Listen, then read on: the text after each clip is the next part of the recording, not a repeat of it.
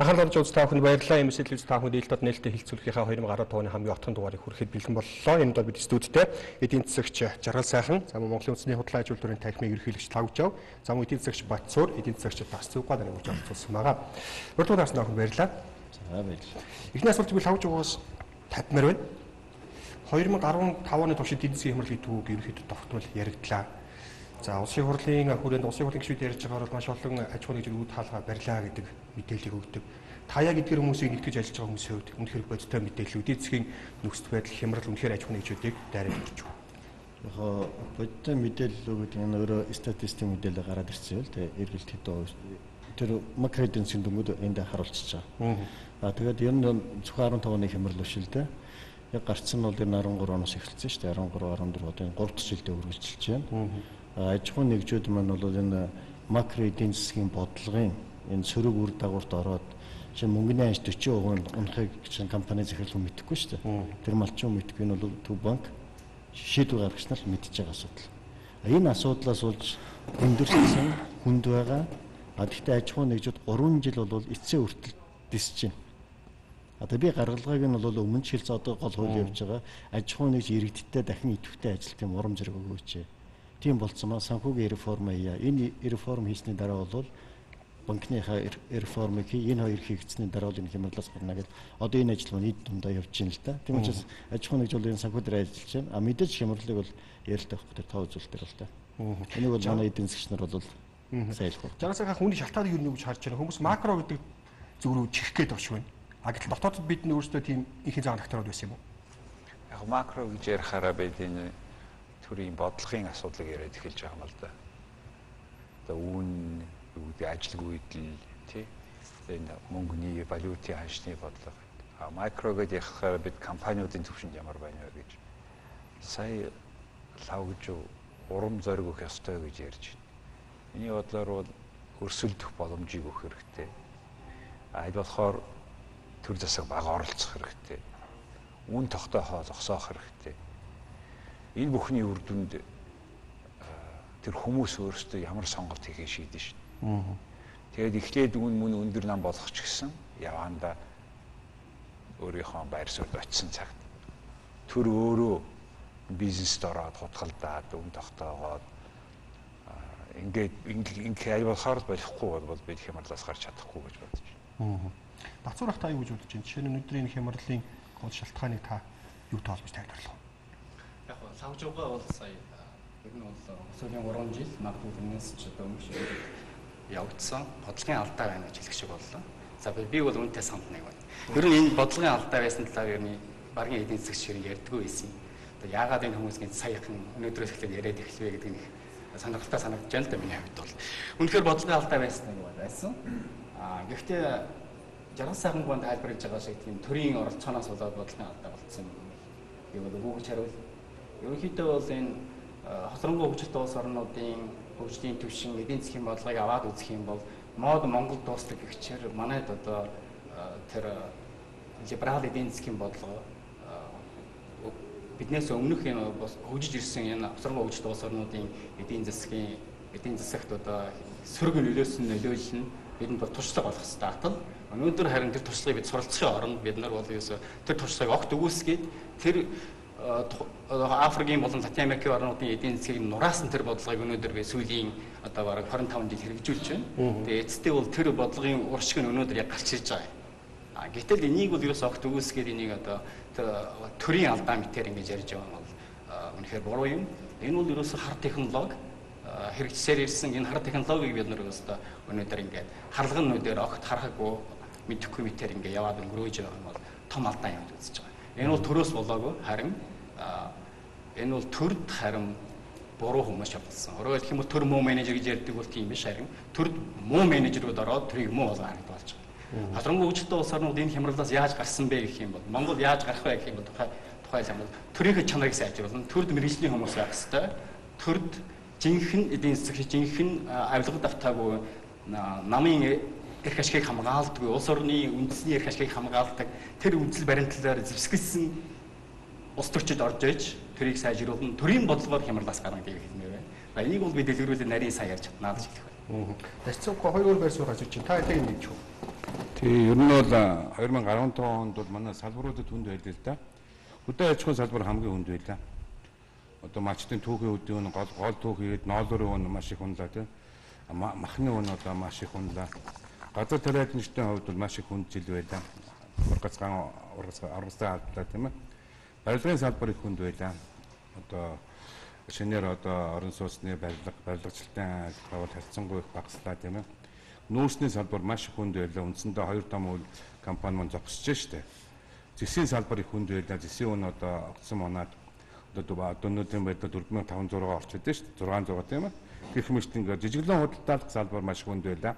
Дэлгүүрийн дангуунууд одоо тэр бас турист хүн байхгүй ингээд тийм ээ. Ерөнхийдөө цаад ер нь бол манай дотоодын нийт бүтээгдэхүүн чинь нэг татвар батлан хамгаалах боловсрол гэдэг нэг 9 шидийн нэмсээр байгаа нэг яг нэг энэ жилдээ нэг 3 юм уу 4% өсөлтөд гарч магадгүй ч юм.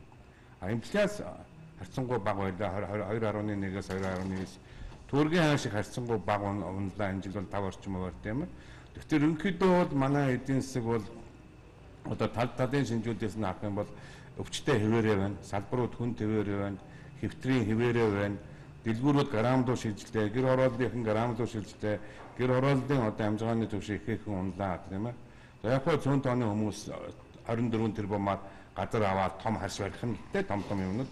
Тэгэхээр баян хоосны ялгаа улмал нэмэгдээд баячууд нь улам баян болоод ядуучууд нь улам ядуу болоод гэсэн ерөнхийдөө нийт ард түмний амжгааны төвшин их унлаа. Цалин тэтгэмжийг сүүлийн 2 жил багтаа бол нэмсэнгөө инфляц 40 гаруй хувьтай болчлаа сүүлийн 4 жилээр төгрөгийн ханш 50 гаруй хувиар унчлаа.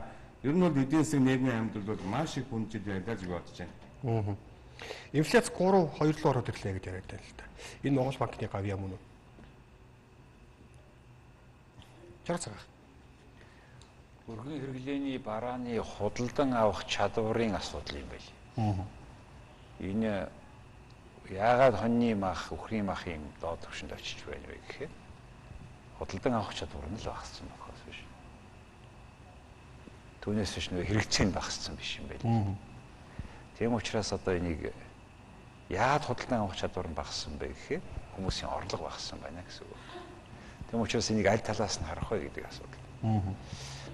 Үн нэгэнт одоо ингээд инфляцийн үн манай ихэнх инфляцийн үнийг тогтоодог тэр сагс бараа дотор ихэнх нь хүнсний бараа мах тодорхой том үүрэг гүйцэтгэдэг. Тэгээд ийм учраас үнэхээр Монгол банкны гол үүрэг бол хуулиараа тогтвортой үн буюу инфляцийг бага байлгах зорилготой. Үнийн бодлогын хувьд бол Монгол банкны бодлого хүүгийн бодлого 13% одоо энэ оны 1 сарын эхлээс явж эхэлсэн. Тэгэд гол зорилго нь бол инфляцийг бага байлгах. Үнэхээр ийм байгаа бол одоо нэг оронтой тоонд оруулж үнийн бодлогыг тэгжээж банкуд өрсөлдөх, зээлийн өгөх хэмжээнд очих болов уу гэж бодож байна. Гэхдээ энэ цаад болж байгаа өшөөний том зүйл бол Монгол улсын засгийн газар өөрөө маш их том өрөнд орсон учраас засгийн газрын 3 сарын хугацаатай хүүгийнх нь үн цаасных нь хүүн 16-7% хуваарь байгаад байна. Тийм учраас одоо үнийг Монгол банкны бодлого нь тэр инфляцаа яг тойруулаад явж байна уу? Эсвэл бас нэг засгийн газартай энэ үн цаастай хамаарч гэнэ гэдгээс хамаарат арилжааны банкуд мөнгө хаана байршуулах вэ гэдэг дээр юм атсан байдалд орчод байгаа юм. Тэгэд уг нь бол бодлогын хүүг бол би нэг оронтой тоо руу оруулахыг Монгол банк зорих болов уу гэж хүлээж байгаа. Ер нь арилжааны банкуудын хүү ялангуяа гэж өгөө. Хүмүүс зээл аваад бизнес хийя гэдэг санал бол маш их байна. Нөгөөд нь хүүн өндөр гэсэн нөхдөйг харам юм аа. Тэгээс үлдээ нэг хүүндээ дараалуулаад нөгөөд нэг дундаас дэшээ гардгүй ч юм уу тийм үстэй зөв миний үед харагдаад. Та юу нэг учиртай Монгол банкны хүүтэй холбоотой. Тэр нь биш нэ макро эдийн засаг гэж яриа эхэлж байсан. Энэ голд нь холбоос нь бол мөнгөний бодлого байдаг л да. 13 оноос эхлээ манайхын эдийн засгт бий болсон угийн макро түвшний уналтууд 12 оны сүүлээс эхэлсэн байсан.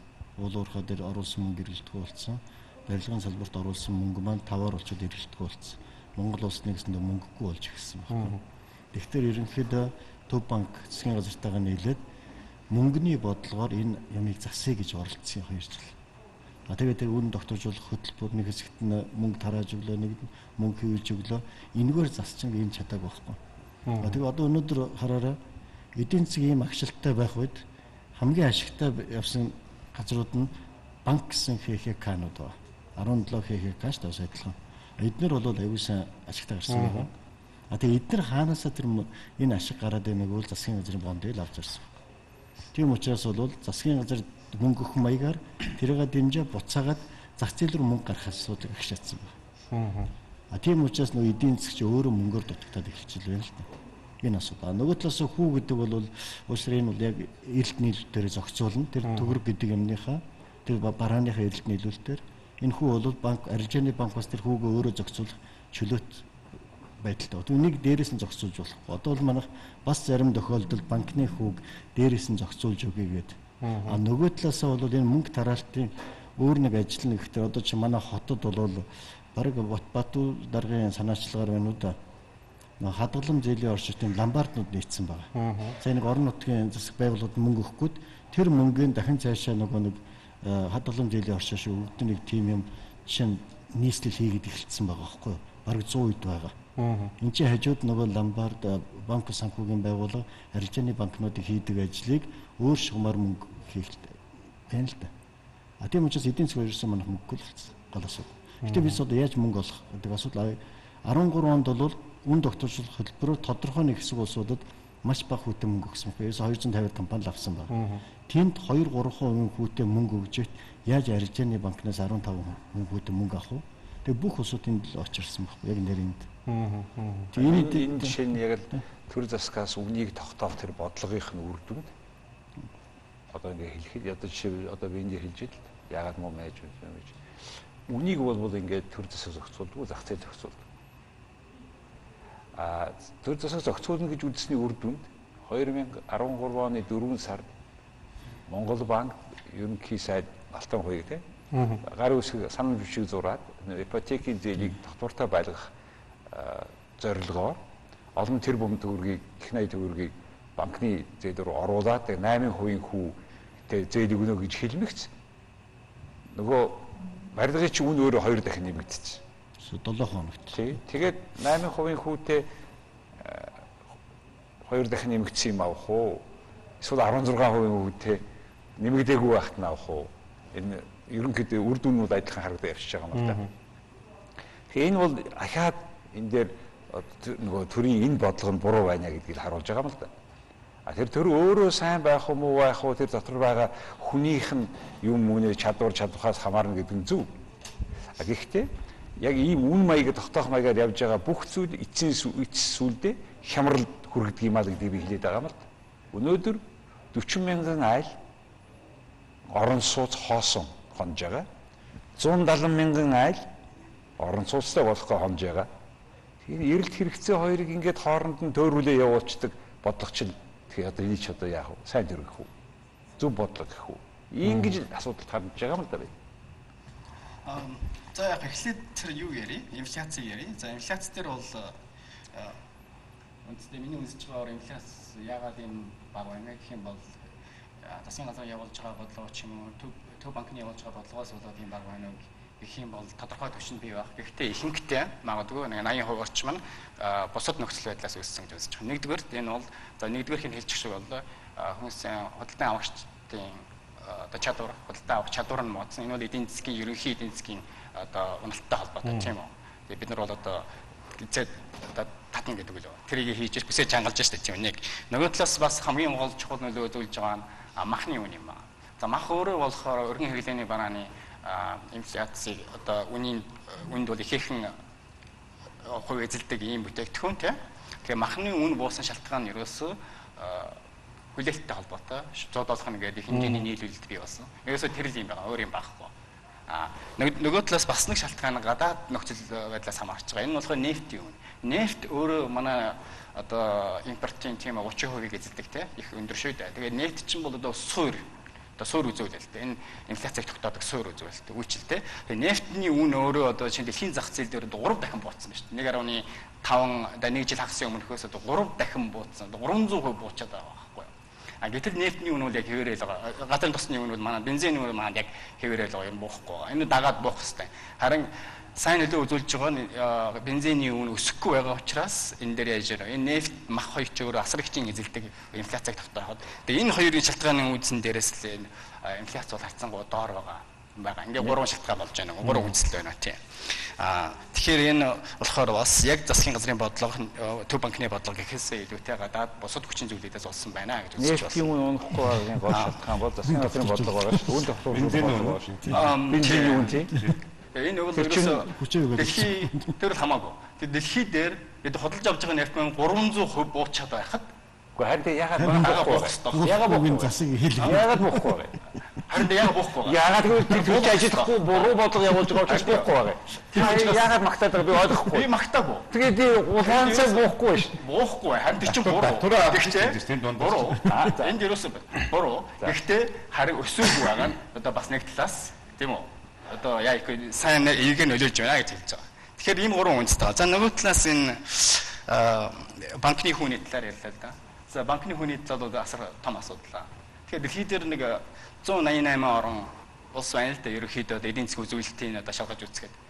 Тэгэхээр эндээс аваад үзэхэд ердөө миний одоо тоосноор ердөө 12 улс байна. Энэ 12 улс маань 20-с дээш хувийн банкны хүүгийн зээл нь 20-с дээш хувьтай байна. Манайд бол 21.5% байгаа одоогор тийм үү. Дунджаар ярьж байгаа урт хугацааны зээл нь.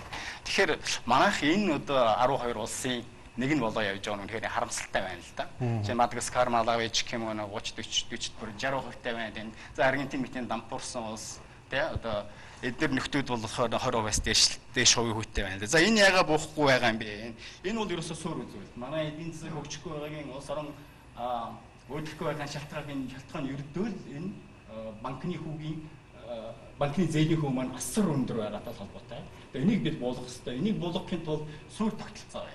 Банкны системийн үндсээр нь өөрчлөх шат ганцхан л одоо арга байгаа. Бусдаар бол тэр наан косметик засвар хийгээд энэ тэр ярьж байгаа бүх асуудал бол энийг бол яагаад засч чадахгүй. Яаж өөрчлөнө гэж? Өөрчлөхийн хувьд болно. За өөрчлөхийн хувьд би суур өөрчлөлт хийсэн тийм. Тэгэхээр энэ нь болохоор мужлогийн систем гэж би нэрлэж байгаа банкны системийг өөрийн.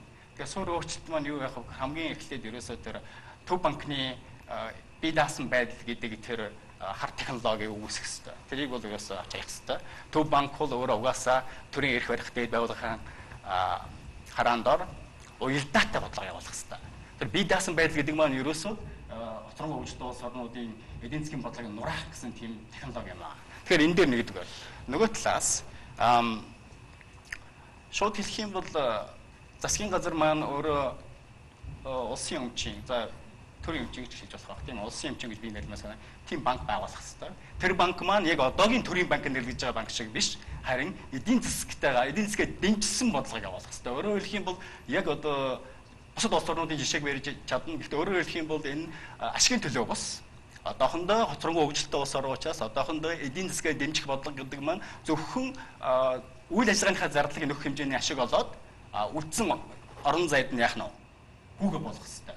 Яг тэр зарчмаар явсан учраас өнөөдөр Казахстанд банкны зээлийн хөв 5.5%, Хятадд 5%, Оросд нэг 11 байсан сая ус чигшиг боллоо 14 боллоо. Гэх мэт жишээ нь одоо бусад өндөр хөгжөлтэй улс орнуудыг ч аваад үзье. Японд хэд байдیں۔ Сүүлийн 10 жилдээ би аваад үзэхэд 0.7-оос 1.1% байна банкны зээлийн урт хугацааны зээлийн хөв. Америкт хэд байдیں۔ 3.3. Жижигхэн улс гэж авч үзэх юм Эстоныг аваад үзье, Латвиг аваад үзье. Хэд байдیں۔ 4.5-аас 5.5. Тэгвэл би гашин дэх зүйлийг асууя. Ийм өндөр зөрөө байгаа. Bank of China гэдэг асуудал яригдсан. Bank of China бол орж ирэх хэрэгтэй юу гэж үзэх юм бол эдийн засгийн өнцгөөс нь харах юм бол энэ бол өрсөлдөөнийг үүсгэн тодорхой төвшөнд магадгүй 2-3% хувийн хүүгээр бол банкны зээлийн хөв буулгах бүрэн боломжтой. Гэхдээ энэс ч илүү том асуудал. Юу вэ тэр нь эдийн засгийн аюулгүй байдал улмаараа дамжаад үндэсний аюулгүй байдлын асуудал болж хувирж байгаа. Тэгэхээр энэ хоёрыг дэнсэлж үзээд шийдвэр гаргах хэрэгтэй. Би бол Bank of China яг одоогийн байдлаар бол би тэр оруулаад ирэхийг бол зөв гэж үзэхгүй байна. Эдийн засгийн ашигтай гэж үзэж байгаа. Аргентины банкуд уг нь бол бид нэр 96-ны сонголтоор бол өрсөлдөөний хэлбэрт оруулсан шүү дээ. Гэхдээ Аргентины банк бидний өрсөлдөөнш монополийн хэдхэн банк л байж байгаа байхгүй. Тэр чинь өөрөө бүх эзэд нь баргийн 76 дотор байж байгаа. тэр бензиний чи эзэд хүртэл 76 дотор байж байгаа байхгүй. Яг л ашигтай учраас монопол учраас бүх шийдвэрүүдийг тэнд гаргуулчаад хэдийгээр бид нар арилжааны баг чөлөө зах зээл байгуулъя гэж байгаа бол эрхийн наана байгуул цаанаа оруулах байхгүй шүү дээ. Тэг өнөөдрийн 17 ч хэрвээ bis дахиад 30 арилжааны банк байгуулах тэмүүлэн зээлж аянд өөрчлөлтөөр доош явж штэ. А тэрийг оруулдаг бол байхгүй юу. Тэгээ сүүлд нь засгийн газрынхаа сайхан мөнгийг дамжуулдаг засгийн газрын банк шиг юм яваад байгаа шүү нэрэл бол. Тэгээ төрийн зарчмын асуудал яригдаад байгаа юм л да. Энэ дээр би энэ төрийн арилжааны хятадын банкн дээр биелэлцээ. Бид одоо яг Монгол банк чинь өөрөө 25 жил одоо зээлийн эрэлт нийлүүр тэнцэхгүй ингээд зээлийн өч өндөр байна гэж яриад байгаа шүү. Тэгтээ зээлийн эрэлт бол хизээч ханахгүй. Монголчин 3 сая хүн байна. Бүгдөө л зээл авч гаднаас бараа оруулъя. Бүгдөө л зээл авч том үйлдвэр байгуулъя. Бүгдөө л зээл авч барилга орон сууцж ашиг олох гэж бодож бүгд тайрна шүү. Гэтэ тэр бол хизээч хангахгүй. Гэхдээ одоо зээлийн нийлүүлэлтийг нэмэгдэх нэг сувг бол гадаадын банк байна заашгүй. Гэхдээ гадаадын банкыг бид тодорхой дүрм журмаар тоглуулна. Хятадын China банк ороод ирэх. За та нэгээс 2 тэрбум долларын зээл өгнө шүү тийм ээ. Та магадгүй юанаар зээл өгж байгаа бол юаны инфляц, юаны хадгаламж тийм ээ. Танай хятадынхаа хадгаламж зээл өгөө, хятадынхаа дундаж хөгөл барина шүү.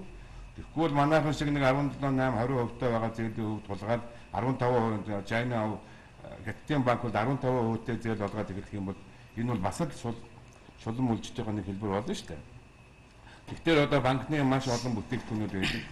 Тэгэхээр гадаадын банк юу хадгаламж авах юм уу, үгүй юм уу, янз янзын мөнгө гуйлах юм уу, яах юм уу гол бүтээгдэхүүнийг бид нар бол хязгаарлаж өгөх хэрэгтэй.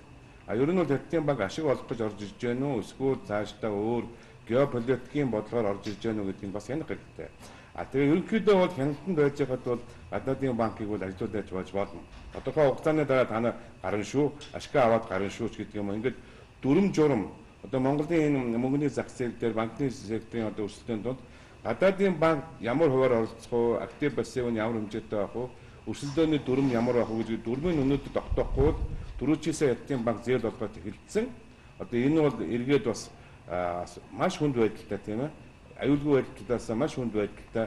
Айгүй л одоо нэг хэдэн компанийнхаа үйл хөдлөлгөөрийн орон сууц, байшин барилга, газрын одоо тэгээд гадаадын банкнд алдаад тэр нь цаашаага өөрийнхөө улсын стратегийн болгоод компаниудад тэрийг хамтхан худалдаач гэдэг юм ингээд ийм байдал ажиглагдана. Ялангуяа хятадууд бол одоо зээлийнхаа хүүгийн үр төлбөрт бол газар нутаг аваад амжчихсан байгаа. Жишээ нь бол Тажикстаны жишээ байгаа. Мөн одоо Африкийн зарим орнуудаас ч гэсэн бас газар нутгаас өвөлцөө авалцъя гэдэг ийм яриа гараад эхэлсэн байлаа. Тэгэхээр амжсан яриа 13 гिचээ Монголыг өрөнд оруулж хагаад за Сүхбаатар аймгийн нэг сумч авъя, Дорнод аймгийн нэг сумч авъя, Хавд аймгийн нэг сумч авъя гэдэг ингэх юм бол яах вэ? Ийм аюул байгаа гэж бодож байна. Тэдрүү бид нар чи яриад манай хамаг арилжааны банкуд ч энийг нэг санхүүжүүлээч бидний зээл болгооч гэдээ очиод наалтцсан юм байл шүү дээ. Bank of China тэр өөрсдөө нэг мэдээлэл дээр бол гэтэл бид нар наа ингээл болгоомжтой тахын зөв эсвэл одоо нэг өрсөлдөөний хожуугаар биеэр хордчвал зээлээ авч ийсэн зүгээр үү? Чаасаа Арилжааны банкуд болгоомжилж байгаа. Ялангуяа жижиглэнгийн худалдаа дээр хүмүүс баг зээл олгох тийм. Гэхдээ саяын засгийн хэлснийг бас тооцох хэрэгтэй. Гэхдээ тооцохдоо юу гэхдээ зэрэг тэргүй Монголын бүх том компаниуд Bank of China-гаас зээл аваад эхэлсэн байна. Тийм үү. 230 саяас дээш долларын зээлүүдийг хөдөлтэй тэгвэл Бээжингээс нь олгоод өгсөн байна. Тэгэхээр энэ бол бодиттой байдал ороод ирсэн явагдаж байгаа. Би тэднийг жишээ нь Монголын банкуудыг 15% хүүтэй дотоодын зээл өгье гэж бодохгүй. Нэгдүгээр, хоёрдугаар ер нь энэ тэдний ямар маягаар зээл орохыг би ойлгохгүй. Ямар ч гэсэн хадгаламжил авахгүй байна. Өөрсдийн их усүртэй учраас. Чивэл одоо Эстони, Швед хоёрын харилцаа Финляндтай энэ төр харилцаатай байгаа бас бид нар шиг болгоомжилт юм байл л дээ. Цаа том хөршүүтэйгээ. Гэхдээ тодорхой тэр Шведийн 2 том банкыг оруулж ажиллуулж байгаа тодорхой нөхцөлтэй. Тэгээ дараа нь өөрсдөө авсан тийм хэлбэртэй юм байл. Тэгэхээр энэ бол бас бодож үзээд ямар ч гэсэн зээлийнхаа хүүг бууруулах нөлөөнд бол тодорхой хэмжээгээр оролцуулах асуудал болов гэж бодсон. Ядаж манай арилжааны банкуд бас өрсөлдөх тийм их усүртэй болно гэсэн үг л дээ. Тавж бас жижиг дунд үйл төрөл гэж яриад бид одоо маш удаж байна. Энд одоо жижиг нүүртүүлээд нэрэлцэн учраас тэндээ байх хэрэгтэй юм уу? Томорч болох боломж байдаг юм. Одоо чи Bank of China орж ирээд зээл өгөх тэр хүмүүс аваад зээл өргөжлүүлээд дотоодын хүндэр хүүтэй банкудаас зээл авахгүйр явах боломж байдаг юм. Танаа за жижиг дундаа л биш үү? Нэрчин хэмжээгээр хэлчихэг үздэг. Яг энэ жижиг дунд энэ хэмжээтэй ч юм чи өснө хөгжин мөхн байгалийн жавтай яг адилхан. Тийм байтал манайх таны яриад байгаа жижиг дунд хамгийн үнэтэй мөнгө хэрэглэдэг болсон байхгүй. Банк санхүүгийн байгууллага банкнаас өндөр хүүтэй байгаа. Ломбардны маш өндөр хүүтэй байгаа. Тэр хамгийн үнэтэй мөнгийг хөрөхөд жижигчэн хэрэглэдэг. Тэднэрт банкнаас зээл олдохгүй. Өөрөөр 10 саяас дээш зээлийг банк харгачгүй тэдний материалыг. Тэгээ буцаад хамгийн үнэтэй юм хэрэглэдэг учраас яа тэдний болсон. Нөгөө талаас бол манай чинь татварын систем одоо энэ аж ахуйн нэгжийн орлогын албан хууль баг батлагч болов гэж найдаж байна. Энэ дээр бол яг компани өсөлтөнд нь зориулаад 4 янзын татварын систем оруулж ирж байгаа. Хураа авалтай. Жишээ нь 50 саяас бага орлоготой аж ахуйн нэгж жилдээ нэг удаа тайлан гаргадаг. 500 мянган төгрөг төлөөд 1.5 тэрбум хүртэл жилдээ 2 удаа тайлан гаргана. Гэхдээ өгсөн татварын 90% буцааж өгнө. Тэгээд тэрнээс дээш бол нөө 6 тэрбумын заагууд орж ирэх. Энэ бол нөгөө байгаа компаниудынхаа жижиг дунд хэмжээ хөгжилтөнд тохируулж татварын систем ажиллаж байгаа хэрэгтэй. Манайх болох төр яг тэгшин системтэй. Хамгийн гол нь тэр процесс нь тэгшинд хэцүү байдаг байхгүй. Өндөр оюутлогоо гаргаж байгаа бүх санхүүгийн тайлан энэ хажуутын дэлгүүрийн гаргаж байгаа санхүүгийн тайлбар яг адилхан. Гэвч хүндрэл нь мэдээж жижигтэй л дуусна шүү дээ. Тэгээ буцаагаад энэ жижиг компаниудыг тэр санхүү татвар одоо энэ бусад энэ эдийн засгийн хэрэгслүүдийг хэрэгэлдэг тийм юмд одоо л биднээс суралцж явах байхгүй. Тийм учраас бизнес банкыг ч ад үзэж болохгүй. Ломбард банк сууга хамгийн гол нь засгийн газар хэрвээ сая банкар дээр хямдхан мөнгө дамжууллаа шүү дээ. Яг тэрнтэй адилхан манай 100 гаруй 400 банк санхүүгийн байгууллага Улаанбаатар 140-од ажиллаж байгаа. Тэмгүүр чинь сая хямдхан мөнгө дамжуулсан бол тэр жижиг аж ахуйн нэгжтэй очиж шүү дээ. Нөгөө төр Ломбардаар хямдхан мөнгө дамжуулж болно. Би чинь мөнгө дамжуулахыг нь хэд хэдэн сувг байгаа юм л та. Энийгээ яг тэр тохирсон тэр зах зээлд нь тохирсон үедээ хийх ажлын л хийж чадахгүй. Жижиг дунд үйлдвэрийг хөгжүүлэхийн тулд тэр илүү зээл тусламж өгнө гэхээсээ илүү бүгдээрээ адилхан өрсөлдөх боломжийг л бүрдүүлэх учиртай шүү дээ. Тэр компани юу хийхээ, яаж хийхээ хинээс ч илүү мэдж байгаа шүү. Тэгээд тэр адилхан нөхцөлтэй бусдаагаа өрсөлдөхөд одоо тэр бусд нь ингээд төр засагт ойрхон хүмүүс нь 2 дахин хямдхан зээл аваад идэв. Хамаатан садангүй нэг аяга адилхан гарааны нөхцөл байсан нэг юу ч олохгүй болохоор яаж өрсөлдөх юм. Тэгээ ялангуяа томоохонд нөгөө сай дарга нар нь өөрсдөө бизнестэй. Өөрсдийнхөө банкар дамжуулж хөрөнгөний худалдаж аваад ингэж байвал ер нь яаж өрсөлдөх юм. Бидний болохгүй байгаа бүх зүйл бол чөлөөт өрсөлдөөнийг бий болгож чадахгүй л хамгийн учир очирч. Бидний хилцүүлэг тал нь өгчжээ яриад гэсэн чинь. Тэгэхээр одоо 2016 он руугаа орцгоё. 17 онд нөгөө гой нэртэй бондууд ирээд төлөвлөлт эхлэх нэ. За дээр нь зарим хүмүүс судалчихсан байлаа. Монгол улсад нэг хүүхэд мэдлэхэд шууд автоматар 20 сая өртөө төрж байна. За зарим нь 6.4, зарим нь 15 янзаар л хэлж байна. Тэгээ 16 онд бид яах ёстой юм бэ? 15-аас илүү хүнд байна гэсэн ийм таамаглалыг ерөөхдөө яриад байл та. Жишээд дасчихгүй. Ер нь бол хүмүүсийн эрэлт нэлээд хандсан байна тийм ээ. Эдийн засгийн одоо за тэгээ нүүд гадаад зах зээл дээр бол түүхэн эдийн үнс хэрэг магадлал их муу байна. Тэснүүс төмрөн өдөр тийм ээ. Жонш манай гол экспортын тийм. За яг аюул толгой авч иж байгаа бол нэг сайн талтай. Гэхдээ тэр бол нэг 2 3 4 мянга нэг хүний хүрээний цаандаа 1 мянган хүн нэмэгдэх асуудал шүү дээ бол байна. Тэгэхдээ энэ бол нөгөө газар доорх тоног төхөөрөмж гэдэг үндсэндээ гадаадын одоо компани өгдөн тоног төхөөрөмж тээврийн зардал маш их зарагдана. За ажил хүчний баг зэргийн зардал бол манай талд гарах байх. Ер нь бол оюутлогын том бүтээн байгуулалтын одоо гол барилгын ажлыг бол хятадууд орж ирж идэг шүү дээ. Гол мөнгө цалин бол бас л хятадууд руу гарагдана тийм ээ.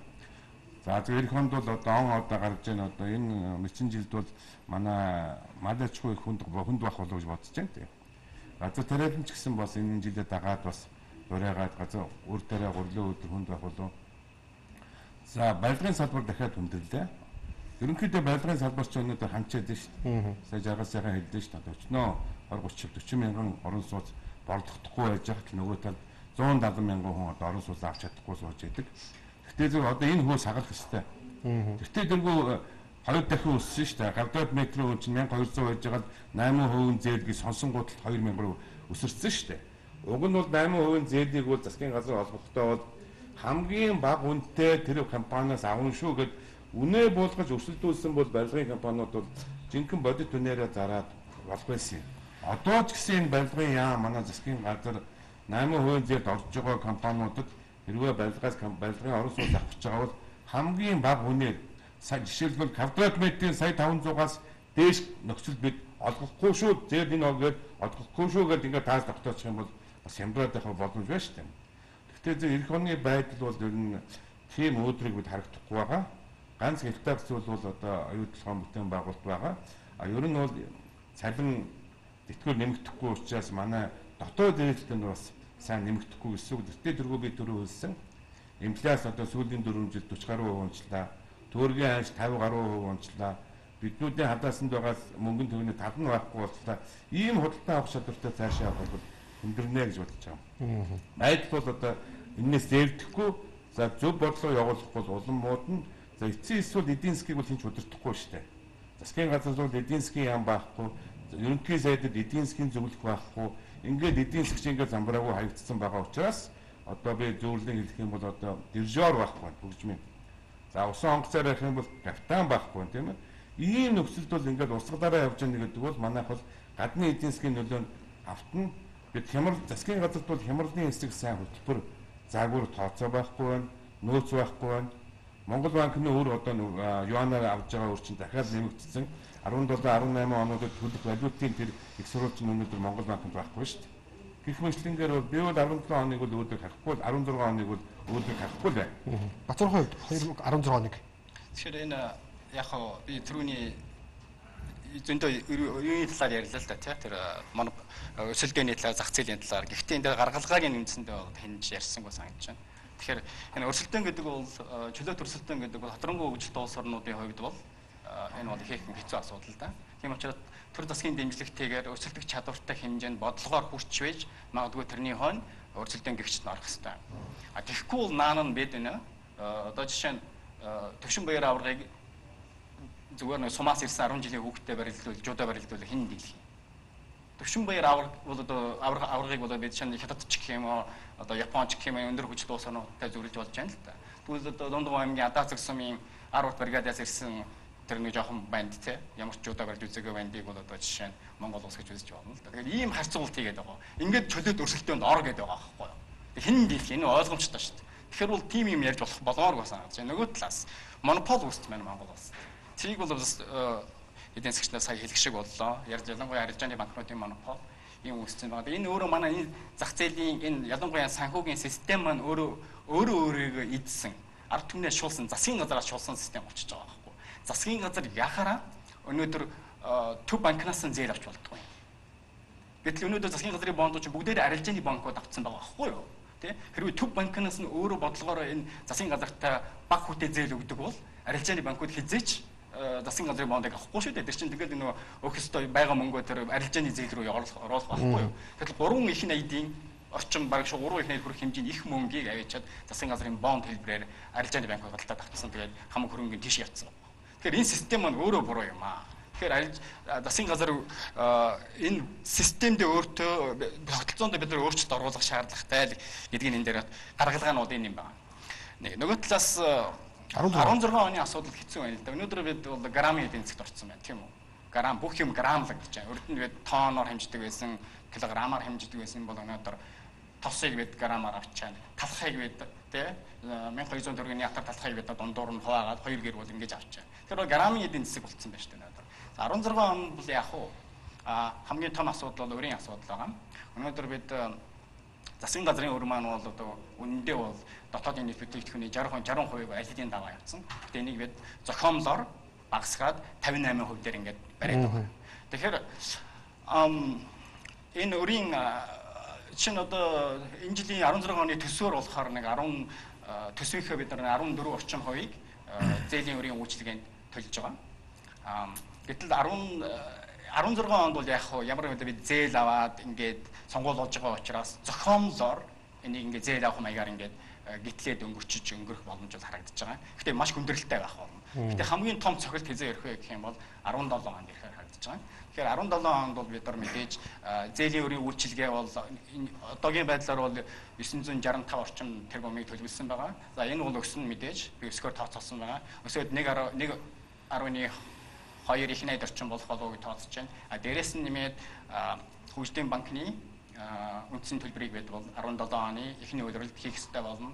Энэ нь болохоор 580 нэмэх нь 20 гээд 600 сая долларын өр байгаа. Энэ 1.2 тэг одоогийн ханшаар бодох юм 1.2 их найд болж байна. Тэгээ энэ зэмцэндээ болохоор дотоод байгаа зээл нэмэх нь зээлийн үндсэн төлбөр нийлээд нэг 2.4 их найд орчим хөргийг бид төсөөсөө гаргаж төлөх шаардлага үүснэ. За энэ бол мэдээж нэг энэ дээр нэмэгдээд бусад одоо зээл төлбөрүүд бас орж иж болзошгүй. Тийм учраас оролцоогоор нэг төсвийн 35-аас 50 орчим хувийг бид зөвхөн зээлийн өрийн үйлчлэгээнд өгөх шаардлага гарна. Гэхдээ харамсалтай нь эдийн засаг энийгээ дагаж өсөхгүй бууралтай харагдаад байгаа байхгүй. Тэгэхээр энэ бол маш том цохилт болно гэж би хэлмээр байна. Аж ахуйн нэгжүүдийн маань 2016 он ямар хөө нөхцөл байдалд гарах гэж байна. Би арга бол аль тэр нэвтрүүлгийнхэн хэлсэн л энэ нэвтрүүл бол нэг тийм дундын мэтрэлцэн юм шиг хаа. Би үзэгчтэй л бол хэлж байна. Тэ оролцогчд нар хэлээгүй шүү дээ. Арга нь бол ерөөсөө энэ аж ахуй гэдэг бол иргэн аж ахуй гэж хийж байгаа ажлын үйл ажиллагаа шүү дээ. Тэгээ манай энэ хямрал гол өмнө 17 өсчихээс эдийн засаг. Зах зээл сая 5 тэрбум доллар хийлээ. Нэг шингэхгүй байгаа нь ерөөсөө иргэн аж ахуй нэгжийн санхүүд булангартай гэсэн байхгүй. Тэр тайлан баланс нь хуурамч учраас тэр хөрөнгө оруулалтыг шингээдэг макро эдийн засгийн холдоо шингээдэг. Тийм учраас эдийн засгийн тод байдлын хуулийг батлуулаад одоо баг ингээд явж байна. Энэ хооронд чинь одоо баг 7 их найд төгрөгийн орлого ил гараа бүртгэжлээ шүү дээ. Боддоо дотоодын нийт бүтээгдэхүүний баг 30% тэнцүү орлого өнөөдрийн байдлаар гарсан байна. Энэ өшөө өсөх магадлал ихтэй байна. Энэ юу хэлж байгааг бол манайд явагдаж байгаа энэ статистик мэдээ тэр тоонууд бүгд хуурамч байсны л нэг гол ирж байгаа байхгүй. Хуурамч статистик, хуурамч мэдэн дээр ямар бодол гарах вэ? Тийм учраас энэ удаашрсан үедээ бүх компани иргэн тайлан санхүүгээ янзлаагээд их энэ ажил их идэвхтэй оролцож байна. Буцаагаад энэ бид нар нийт Монгол улсынхаа санхүү тайлангыг нэг зөвөр харах, зөв тог байршуулах бодлого явагдаж байгаа. Энэ зассны дараа нэгдүгürt энэ нөгөө талаасаа бол урдлын түүх давтагдана. Бид 25 жилдээ 4 удаа хямралтай тулсан шүү. Энэ дөрөвдөх нь. Урдлын хямралуудаас дандаа бид нэр төрийн дотоорын бодлогоор ч юм уу мөнд дээжлэн хөрөнгө орж ирэх маягаар гарч ирсэн. Жишээ нь 97 оны Азийн хямралын үн манайх малыг чөлөөт эргэлтэнд оруулсан байсан. Орон сууцыг оруулсан. Энэ хоёр капитал чинь 97 оны хямралыг гарч ирсэн. 2009 оны өмнө 4.10 бодлогоор бид нар бас ил тодын хууль төстэй хууль батлаад 5.6 их найд төгрөг гаргацсан байсан. Тэр үед оюутлын гэрээ зурагдаад 5.6 бас их найд төгрөгийн орлого болсон. Энэ гадаад дотоод хөрөнгө оруулалт манай эдийн засгийн 17% байцсан. Өнөөдрийн энэ бараг 8 их найд чим одоо саяхан бас нэг том гэрээндээ гараас зурлаа шүү дээ. Энэ бол өөрөө дараа жил аяндаа өсгöd явчихна. Одоо та чи гэрэн дээр гараас зурхад алтан зогсож байсан. Байдлын хууль 4 сарын 1-ээс өмнөх ажил үйлчлэгээ орлогыг ил болгож байгаа шүү дээ. Энэний үр дүн чинь одоо сая 4-р улирлын татварын тайлангууд орлого дээр шууд мэдэгдээд ихсэн. Одоо 20% агцсан байгаа. Ягаад гэвэл нөгөө суур юма зөв аваад явахгүй зөв татварын орлогод орж ирж байгаа. Тэгвэл бид нар тоглох статистик дүрмээ зөв хараад зөв уншаад зөв дүгнэлт хийх ёстой. Тэгэхгүй энийг ядаж Монголынхаа 25 жилийн юмаа нэгтгэж харж чадахгүй байж төр зүрийн нэг удаагийн юм асан дэвэрсэн юм дээр сэтгэлээр юм гаргаж болохгүй байхгүй. Одоо махны 3 дахин үндэснийг хилээд өгөх гээд хэлж өгөх хүн олдохгүй л шүү дээ. Одоо малчин бол гайхаа сууж байгаа шүү дээ. Яагаад миний малын үн 3 дахин унчих вэ? Хотын бид нар хямдхан мах идэхин сайхан байна. Гэтэл яагаад 3 дахин унчих вэ? Энэ 100 гэдэг юм чинь хэн яг тодорхойлоо хэлсэн. 67 оны бичин зууд болсон. Тийм шуумар ер нь махаа гаргач бүх мал нэдэлчээл гэсэн тийм асуудал болсон. Махны нийлүүлэлт гэсэн. Нөгөө талаас анх удаа бас 2005 оноос хойш манайх хотод мах нөөцлөнө гэдгээр жилд 12 мянган тонн мах нөөцлөх нэрээр энэ махыг чинь 2005 оноос өмнө бид хямдхан мах хийжсэн шүү дээ. Хүчээр төр барьсан байхгүй. Хэсэг улсуудын бизнес болцсон. Энэ сая энэ жил одоо жишээ мах бэлтгэл үйл явж байгаа шүү дээ. Оюутлын 4.4-тэй холбоотойгоор одоо хамгийн ихэд мэдэгдэх үр ашиг нь бол тэр ханган нийлүүлэгчдийн олох орлого юм шиг байна гэсэн миний харж байгаа. Жишээ нь дотоодын аж ахуйн нөхцөл одоо тэрэн дээр ороод ингээд явхад гаргаж байгаа бүтээгдэхүүнээ үзүүлж байгаа үйлсийн үнэ. Ер нь бол энэ гэрэн сая газрын хөрсөн дээр байгаа 2 км-ийн доор байгаа шороонд 15 дэлхийн санхүүгийн байгууллага баталгаа гаргаад энэ зээлийг өгнө гэдэг нь өөрөө биднэрт маш том итгэлийн асуудал байна. Бизнес итгэл дээр. Энэ зөвхөн тэр оюутлогоодоо зарцуулагдах. Тэгэхээр дагаад Монголын өөрийнх нь зээл зэрэг өсгөөс ахуулаад ийм тэр далд байгаа юмд хөрөнгө гаргаж байгаа юм чи ил байгаад нөгөө шүү дээ. Энэ бол цэвэр бол бизнесийн итгэлийн асуудал ирсэн юм гэх юм. Эдийн засгийн тод байдлын тухай бол би жаргал цагаас асуумаар байна. Зүгээр зарим хүмүүс зүгээр шударга татвараа явж байгаа төлөө явж байгаа хүмүүс яах юм бэ гэдэг асуултыг ярьдаг л да. Одоо ахаад энэ оноор дуусвар болно хугацааг цаашаа сунгах гээд ярьж байгаа шүү. Зүгээр шударга талаас харуул та юу нэг үдэ харж байгаа. Яг сая бидний ярьсан зүйл таны асууж байгаа зүйл энэ бүхний цаана ер нь Монголын эдийн засгийн тулгараад байгаа энэ зүйл бол яаж нэрлэх нь хамаагүй. Энэ дандаа л засаглалын хямрал байгаа. Энийг авч явж байгаа төр засгийг бол улс төрийн намуудад л өгж байгаа шин. Төр засаг гэдэг бол нэг ардчилсан оронд бол сонгуулиас улс төрийн институтс өгж байгаа шин. Тэд нар чинь гарч ирээд засаглалын асар том хямралд орчоод байгаа. Тийм учраас 2016 он сонгуулийн жил энэ сонгуулийн жилийн санхүүжилт нь намуудын улс төрийн санхүүжилт сонгуулийнхын санхүүжилт улс төрийн намуудын санхүүжилт хаанаас яаж гарч ийн ямар хэлбэрээр гарч ийн энэ бүхэнд ил тод болж иж бид засаглалынхаа энэ хямралыг эхэлж янзалж явахгүй бол төр засаг нь бараг л 10 сая 12 сая хүрээд солигдоод идэг ийм оронд чинь яаж эдийн засаг угаасаа доктортой байх яаж бодлого доктортой байх бид нар яаж маргалцсан хамаарахгүйгээр тэрхүү хүнээ солигдоод байгаа юм чинь. Тийм учраас нэгдүгээр тийм урт хугацаагаар байхын тулд бид улс төрийн намуудын мөнгө нь хаанаас гарч иж байгааг л болохгүй гэж бодож байна. Тэгээд тэр нь нууцуул байгаа учраас тэр нэг өршөөж байна. Айгуу тэр төрдөө ойрхон байгаа этгээдүүд нь өршөөгдөж байгаа юу шидэг ямар нэг аргаар татвараас ягаад нэг хэсэг нь төлөөд яваад болоод идэг төлөхгүй байсан хүмүүсийг тавж байгаа гарч санаачлаа дургу юу төлбөрөөс чөлөөлчөөд идэх хоёр дахь удаага. Яг эдийн засгийн бенефит ашиг талаасаа ингээ хараад байна л да. Тэгээд бидний хувьд моральны асуудал гарч ирж байгаа байхгүй. Ягаад бүх насаар төлөөд яваад исэн хүн тэнийг байдалд ороод төлөөгүй явсан багийг сүйд нь өршөөгдөд яваад идэх чинь. Ахаад засаглалтай холбоотой асуудал болохоос биш.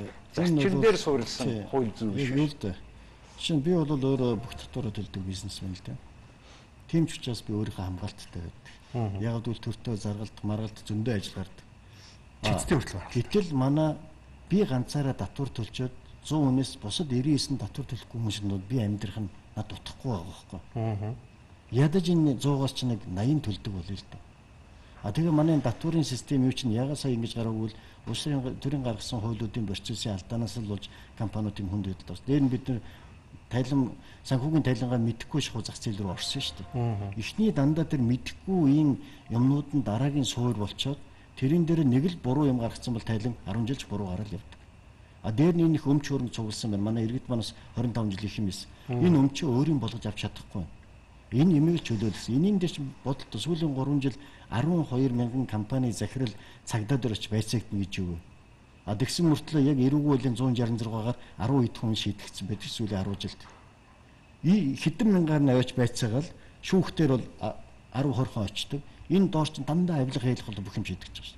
Сүүлд нь энэ чинь бизнесийн өрсөлдөөнд ашигладаг болсон. Өрсөлдөгчөө дарахын тулд унд явсан машинаар нь цагдаад авч явах шууд эрүү үсгдэг. Тэр ямар шалтгаан авчдаг 12 мянган гаруй байцаагаад. Уучлаарай манай эрүүгүй байлийн 166 дээр 19 сая төгрөгийн орлого нуун дарагдуулсан бол 5 жилийн ял өгдөг залт байдгийн. Өнөөдөр 19 саяын орлогогүй түүцчих байхгүй. Тэгэхээр эн чинь аль 2003 онд хийгдсэн хууль. Тэр үеийн төсөөл энэ 93 онд хийжсэн төсөөл нь тэр үеэс бараг өөрчлөлт хэвээр. Гэтэл энэ бид эдийн засаг маань сүүлийн 10 жилд чинь Монгол улс эдийн засаг 10 дахин өссөн ба шүү дээ. Тэгээ энэгээрээ буцаагаад хүн баялаг бүтээснийхаа төлөө шоронгийн хаалга татах, цагдаад дарамтлуулах ийм юм Монгол хавтгаарцсан байхгүй. Энээс чөлөөлж бид нар цаашаа гарах. Тэгээ тэр нэг нүгөө хэлэхэд 76 нөхөр дотроо ядч нэг үндсэн хуулийн эрхцүүч, нэг макро эдийн засагч, нэг түүхч, философч, гайгүй нийгмийн юмыг ойлгодог улсуудыг тэр дотор байх бол тэдний гаргасан шийдвэрийн үр дүн шүү дээ. Энэ нүгөө хэлээ. Өнөөдрийн ил тодын үйл нэг иргэний өршөөгöd байгаа юм биш, харин төрийн алдааг өршөөж байгаа асуудал байхгүй. Өнөөдрийн 8 их найд та бодоор. 8 их найдыг одоо дахиад эн чинь хэд хоног байна. Бараг эн чинь нэлээд олон том тоор очиж. Бараг 10 болчих юм шүү. Тэгэхдээ энэ юу хэлж байгааг бол бидний систем. Тийм учраас энэ байгаа процессыг би 25 жил энэ процесс өөрөө явж исэн учраас практик талаас нь илүү яриад байгаа шүү. Зөвхөн номны онолчид бол нэг өөр байдаг. Өөрөө 1 центийг 2 цент болгож үзээгүй тэрийг өөрөө хөдөлмөрөөрөө олоогүй хүн бол энийг бүр ярьж чадахгүй уучлаарай. Би бол тийм учраас энэ бизнесмэнүүд тэр талаас нь энэ санхүүгийн чөлөөлж бидээс энэ асуудал хийнэ. Дараа нь бид банкныхаа системийн арилжааны банкны системийн асуудлыг засчиж энэ монополидлан байхгүй болгож ээж бүр эсрэгээр төв банкыг бүр жинхэнэ хараат бус байгууллага болгож ээж энэ асуудлуудыг шийднэ. Тэгэхээр энэ бол яг 97 Азийн хямралын ерөнхийдөө том жишээ бол банк энэ санхүүгийн систем гэдгийг манад энэ одоо давтагдчих жоох. Тийм л асуудал байна. Үргэлжлэлт манайх руу ярьж байгаа гинэ тэгээд манай програмын албан дараа хэлж чинь 30 мянга сонгочих гэж та бүхний зав гайгүй юу? Тэгээд ч үгүй те. 30 мянга сонгочих 22 цаг хүртэл явчих уу. 2016 онд чинь Бацуур грамм эдийн засагт орчихжээ гэж байна. За энэ иргэдтэй хамгийн ойрхон мэдэгдэж байгаа мэдээлэл. Нөлөөлөл. Тэгвэл 2016 граммаас доош хэмжээр орчихвол граммаас доош хэмжээ гэж тэр байд юм бол миллиграмм руу орчих. Миллиграмм руу орох юм байна л да. Тийм. Тэгээд яг сая ил тод байдлын хууль дээр нэг саналаа хэлчих гэж бодлоо даа. Жишээ нь мэдээ зөв буруу юу гэж ярьж чинь жаргал сайхан гоо нэг бол бас нэлээ сөрөг нөлөөтэй гэж хэлж байгаа шиг байна гэж ойлголоо. За мэдээ лавж байгаа бол бизнесмен хүн бизнесменүүд ирэх ашиг болж байгаа. Өөрөөх ашиг хамгаална. Тэр утгаараа ярьж байгаа шиг байна. Би бол аль нь ночор байна гэж бодож байгаа. Гэтэ ерөнхийдөө бол ил тод байдлын хууль нэрэнд ороод татварын өршөөлөг хууль явж байгаа. Тэгээд энэ нэг ийм асуудал байгаа юм л да. 2007-8 онд бол бид нар одоо хэрэгжүүлсэн шүү дээ, тийм үү? Түүнээс ч хойш хэрэг нэг 7 жилийн дараа бид нар хэрэгжүүлж байна. Тэгээд ер нь бол түүх судлаад үзэхэд бол тийм тохиолдол ер нь байдгүй юм билээ. Олон улсын одоо түүхэнд судалгаанд бол тэгж барихыг хийгдсэн тохиолдол байхгүй. Нэг компани нэг л удаагийн өршөөл үзнэ. Энэ нь болохоор компани дундаж насалтныг 40-50 жил гэж үзэх юм бол тийм. Нэг л удаа өршөөгөө явчихвал болдог учиртай юм. Тэгээд энэ бол 2007-8 оны үр дүн аваад үзэх юм бол энэ бас хэлээд байгаа шиг. Тухайн үед бол одоо яригдаад байгаа лавж байгаа их ярьсан тийм. 4.5 их 80 төгрөгийн хөрөг ил болсон. За яг 2007 онд 4.5 гэж та ярьж байсан. За яг хамаалал тавч байсан болно. Их найд ил болсон гэж ярьж байсан тохой тийм. Тэгэхээр тэр чинь болохоор үндсэндээ бол яг дотоодын нийт бүтээгдэхүүнийхээ 100% тэнцэх хэмжээний хөрөнгө болж байгаа тухайн үеийн ханшаар тийм үү. 5 их 80 байсан гэж үзэх юм бол 5 тэрбум доллар байсан гэж үзэх юм бол тэгээд би яг 2000 эдийн засгийн өршөөлийн хууль хэрэгжсэн яг бүрэн хэрэгжсэн 2008 оны үр дүнг аваад үзсэн чинь жишээ нь нийт татварын орлого бол тий одоо эдийн засаг 2 дахин 100 дахин одоо 200 дахин 100 дахин өссөн юм бол тэр чинь нэмэгдэнэ татварын орлого бол 14% буурсан байсан дараа жил.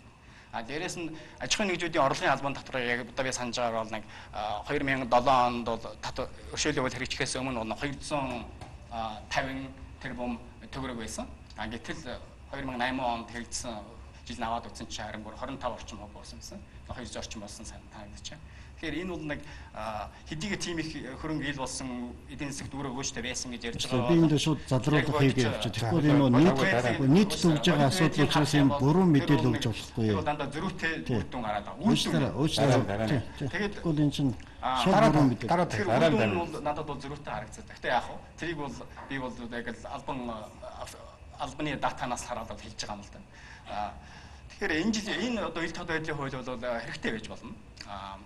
Гэхдээ хамгийн гол нь энийг хизээч бид нар одоо ингэж төдөн их 80 одоо 6.5 их 80 ил боллоо ч гэдэг юм уу. Тэ 1.5 1.2 их 80-ийн төгрөг татварын хөнгөлөлт одоо үзүүлэлч гэдэг юм уу. Энийг бол бид хизээч баталгаажуулж чадахгүй. Хин ч хизээч энийг ил гаргаад баталгаажуулж чадахгүй. Тийм үү. Тэгэхээр 1.2 их 80 төгрөгийн татвар одоо хөнгөлөлт бий боллоо гэж ярьж байгаа бол энэ бол магадгүй үнэн байж болно. Гэхдээ эн чин хамгийн одоо гол асуудал нь болохоор 1.2 их 80 чинь өөрөө болохоор энэ нэг юу биш үү? Яг ил болсон хөрөнгөө тий 5.6 их 80 ил болсон хөрөнгөө эсвэл ерөөсөө шинээр бий болсон хөрөнгөө эсвэл ерөөсөө тэр нэр шилжүүлж байгаа шүү дээ тий. Одоо өөр хүний жишээ нь доржийн нэр дээр байсан хөрөнгийг бурмагийн нэр дээр болгож болно гэж заасан байгаа шүү дээ. Тэгээд энэ зарчмаар одоо давхар бичгтээ явчихж байгаа юм уу эсвэл цоо шинээр болж байгаа хөрөнгө юм уу гэдгийг мэдэгдэх байгаа. Энийг одоо ил болгоход бас хэцүү болчихлоо. Энийг би аль биш залруулах хэмээр санагдаж байгаа. Манай 2007 онд бол 4.20 бодлого бүх татвар хуучин 45 байсан татварыг 25 болгосон. Аж ахуйн хуучин 45 25 15 гэсэн татварыг 10 болгосон. Нөт 15-ыг 10 болгосон. Гайлийн 10-ыг 5 болгосон. Энэ 2007 оны үйл явдал байхгүй. Тэгээ 2007 маань татварын ерөнхий хуулиа шинжилсэн. Тэгээд шинэ тооттой шинэ хуультай болох төр тухайн үед нь шинэ тэм гарааны бололцоог олгож тэр өмнөх хууль хэрэгжсэн байхгүй да. Тэгээд түүний дараах үр дүнг энэ хүмүүс маань ганцхан оны дараагийн хэдэн сарыг хараад байна. Бид 8, 9, 10, 11 онд эдийн засгийн 17 үүслээ шүү дээ. Энэ оронд бүх төрлийн татварын орлого 150-аас 250%-аар давж биелжсэн. Ганцхан бууны татвар давж биелээгүй шүү. Дээр нь иргэдийн хадгаламж энэ давж биелсэн орлого нь 1.8 төгрөг болсон. Зөвхөн энэ 4 жил. Дээр нь иргэдийн хадгаламж жилд 160 тэрбумаар нэмэгддэг байсан. 2008 7 оноос өмнө. Тэгэхээр 8, 9, 10, 11 он зөвхөн иргэдийн хадгаламж 2.8 дээр нэмэгдсэн байна. 2.8 дээр иргэдийн хадгаламж нэмэгдэнэ гэдэг чинь буцаагаад тэр зээл гарч ирсэн. Тэгээ энэ макро дүнгээр бол энэ бол гайхалтай үр дүн авчирсан юм аа. Манайх 17% эдийн засгийн өсөлтөд зөвхөн уул уурхаан үнэтэй яриад байдаг. Өөрөөр уул уурхаан эдийн засгийн өсөлт 20-30% хэлж байсан. Хоёр өөр юм яриад шүү дээ. Татварын хэмжээг нэг яриад юм. Тийм учраас тэр үе систем өөрчилсөн энэ юм явсан байна. Наад чинь нэг тэр татварыг баг болгох зөв. Ер нь татвар дандаа баг байх шүү дээ. Их авчихаа тэгээ тэрүүгээр юу хийснийг ард юм харах шүү дээ. Тэр нь байхгүй учраас хүмүүс игдүүцэж байгаа. Манай Батцуурыг ярьж байгаагаар болохоо зэрэг тэр үнэхээр ингээд баан ингээд өршөөгөөд яваад байх юм бол тэгвэл идэггүй татвар төлж ирнэ яах юм. Тэгээд таваас ингмээр байна. 8 онд юм байгаа. Бид нар чинь хамгийн гол нь буцаагаад нийтийн мөнгөний хяналт дээр нь бол бид нар буцаагаад ямар ч тохиолдолд орлого олсон татвараа төлдөг механизм хийгүү орчихсон байхгүй. Өнөөдрийн 1 сарын 1-ээс хэрэглэж байгаа нэмэгдсэн уртын албан татварын хууль түүний буцаалт нь иргэд 2% буцааж авна шүү дээ. Тухайн татварынхаа. Энэ бол хяналтаар буцаагаад бид нар ирээдүйд орлого олоод нуудаг этгээд олдохгүй. Ягаад гэвэл энэ хяналтыг бид нар зөв систем одоо л ажиллаж эхлэх чинь. Миний бодлоор бол олдонд ахаал өршөөгдөх юм чинь. Уучлаарай. Тэр нэг сайн надад сонголт юм чи бид байгаа таахгүй. Хоёр дугаарт шүү дээ. Юу хараа бидний өнөөдрийн яриаг персоналны төвшөнд аваачмааргүй байна. Би 2 цент биш би 2 сая долларын компанийг 2 жилийн дотор 15 сая долларын компани болоод жил бид нар 400 сая төгрөг төлдөг байсан. Тавж ударга. Энэ компани хүмүүс ингээ бүгдээрээ балансыг явсан байгаа. Ганц таа ч юм уу ганц хувийн компанитай ч биш тэр тухай яриа биш. Өнөөдөр ер нь бол биш үү? Нэг хэсэг нь татвар төлөөд явж байгаа гэдгийг том компаниуд банкуд төлж байгаа шүү дээ. Тэгээд тэгж яагаад нэг нь өршөөгдөж байна гэдэг чинь тоглоомын журам буруу байна. За яагаад тоглоомын журам буруу байна вэ гэвэл угаасаа засаглал дотор байгаа хэлбэр чинь буруу байна. Татвар их байсан баг болгосон зөв 4.10 татвар зөв. Бос тэрүүгээрээ бид өрсөлдөж хийсэн. Нөгөө талаас татвар авсан татвараар хин юу хийж байгаа юм бэ гэдэг тайлан хэн гаргаж өгч.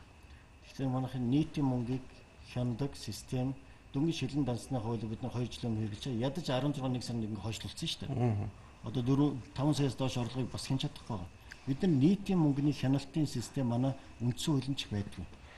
Зөвхөн их хурлын онцгой эрхт өгсөн. Тэгээ их хурл дээр манай энэ эдийн засгийн санхүүтэй холбоотой бүх эрх зөвхөн тэнд онцгой эрхтэн байж байгаа. Тэгээд бид нар буцах дээр яа бизнесүүд юу л яа шудраг хэсэг төсөөд байгаа шүү дээ. Яг нарийнд бол 8 онд ерөөсө 2% нь хэрэгэлсэн 2800 компани тэдний орлого сүүлийн эдийн засаг 17 өсч 2-5 дахин өссөн байдаг. Би өөр дүнг авахад хэрэглээгүй компаниудын нийт орлого 2 дахин буурсан байдаг. Гэхдээ чи ягаад би хэдэн жилийн өмнөөс энэ бол дахиад хэрэгтэй өгвөл тэр хэрэглээгүй улсууд чи хэрэгтэй байна. Дээр нь бүх шалгалт тэр хэрэглээгүй улсууд дээр орсон. Сүүлийн 5 жилийн шалгалтыг 600 тэрбум төгрөг бол цэвэр 8 оны тэр хуулийн таатай орчин ашиглаагүй нөхдөөдөө бүгд бид нар шалгалтаар намдарсан байна. Тэгэхээр энийг шинэ балансыг нэг юм гараа гаргахгүй бол таны ярьдаг нөө гараагийн тэнцүү өчнө хэсэгт нэг ч үлдсэн нь бол хохироод дуусч байгаа. Энд дээр миний арай өөр санал байдаг. Уг нь бол яг хөө ингээд ил тод байдны өрөнгөөр орлогоо татвараа ил болгоно л та тий. Гэхдээ яг та 10% төл гэсэн бол болчихл байсан шүү дээ энэ дээр бол. 100 тэр бом төрөг ил болгож байгаа даваа 100 сая татвар төгчлөлтөө тэгээ гаргахад бол гаргахад байсан энэ дээр бол. Тиймэрхүү нэг дундаж юм хийх ёстой байсан л та. Ер нь бол манай баян хоосны ялгаа их болчихлоо шүү дээ. Одоо мөнгөтэй хүмүүс ч одоо бүх салбар руу орж шүү дээ. Банкт одоо тэгээ байрлал тэгээд бүхэл юм руу төлбөр зараад бүхэл ЭПМ бүхэл юм руу орж шүү дээ. Тэгээ татвараас тогтож байгаа нэг хэлбэр шүү дээ. Татвараа дүнсний дорвол нэг сонин гаргаад нэг сайт гаргаад нэг телевизээр ажиллуулаад тэгээ явж ирсэн тамаагүй л ашигтай байхгүй гэж.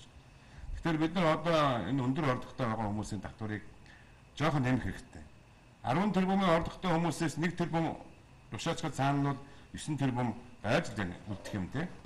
Гэтэл 1 сая орлоготой өнөөс одоо 100 мянган авчихад та 900 мянган үлдэх гэдэг шүү дээ. Гэтэл энэ 10% бол өөрөө шудраг биш шүү дээ.